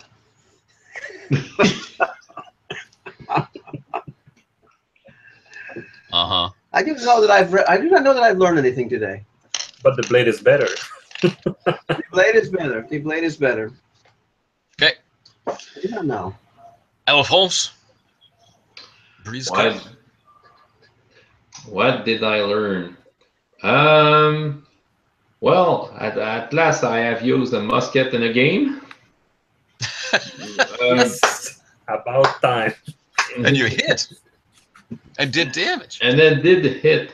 What did I learn? Well, I have learned that the Cardinals guards are just cowards. Yeah. Oh, I already knew it. And that, well, no, well, overconfidence is getting through it, but I don't fear the Cardinals at all. All right. That's an interesting place to be in. We'll give you the point for that. Jean-Marie. Jean-Marie could have just learned nothing and just do his thing as a robot, but he did learn something about hope, that there might be hope in this world. Just a little, just enough to make men better men. Okay. Lovely. You can have a point. Oh. Role play. I think that one goes. I think that goes without doubt. Right. We have the brief yet touching scene with Armand and Philippe. We have the beautiful scene on the road with Brisecourt and Jean-Marie. We have the defeat of Henri. The defeat of Henri's heart, not just the defeat of him as a duelist. We have lots of things for role play. We have Philippe charging into every scene. All right, so everybody gets the role play point. And the three of you bonded together to save your friend from the Bastille, to take revenge for a child most of you have never met, right? To assist your friend in an impossible quest, bringing together one vow, ending a promise, and concluding a chapter of life. And so for this, there will also be a point. Your activities in the street, staring down the notorious Rochefort, and publicly and not so publicly defeating the Cardinals guards will add to fame. Now, this fame will be temporary unless you do things to keep it. But for right now, you are the talk of Paris. So if you already have a fame of 1, you would temporarily have a fame of 2. If you have a fame of 0, you'll have a fame of 1. If you choose to spend any of the resource points or your experience points in making this fame permanent, it will then, of course, become so. Yeah. Okay. Temporary fame. Perfect. Okay. And that is it. Beautiful. Thank you, Yes. Anthony, for this lovely game. My pleasure. Yeah. Thank you for not dying and choosing to go when it wasn't the full moon. No, we will wait. We will wait. Let's wait. 10 days until the moon is full. Yes. Good stuff. Oh, I learned. Right. I learned that for the story, it's always good to give Jean-Marie your musket, because that way it does not go click when he puts it in the bad guy's mouth. Yeah, I thought that was psychological torture. I missed the part where Sebastian said, "I take Philippe's muskets." Like, why is he doing this? Click. Yeah. All right. So, Francois, thank your father for surrendering his den. Sorry to have taken so much of his entertainment time. And, Our thanks to Jean-Guy. Yes. Yeah, For the laughter and the computer. And also, thanks, Francois, for juggling your schedule around so that we could do this on this day when I was free. So that's awesome. So, take care, gentlemen. Yes. Cool. Right on. Time for bed.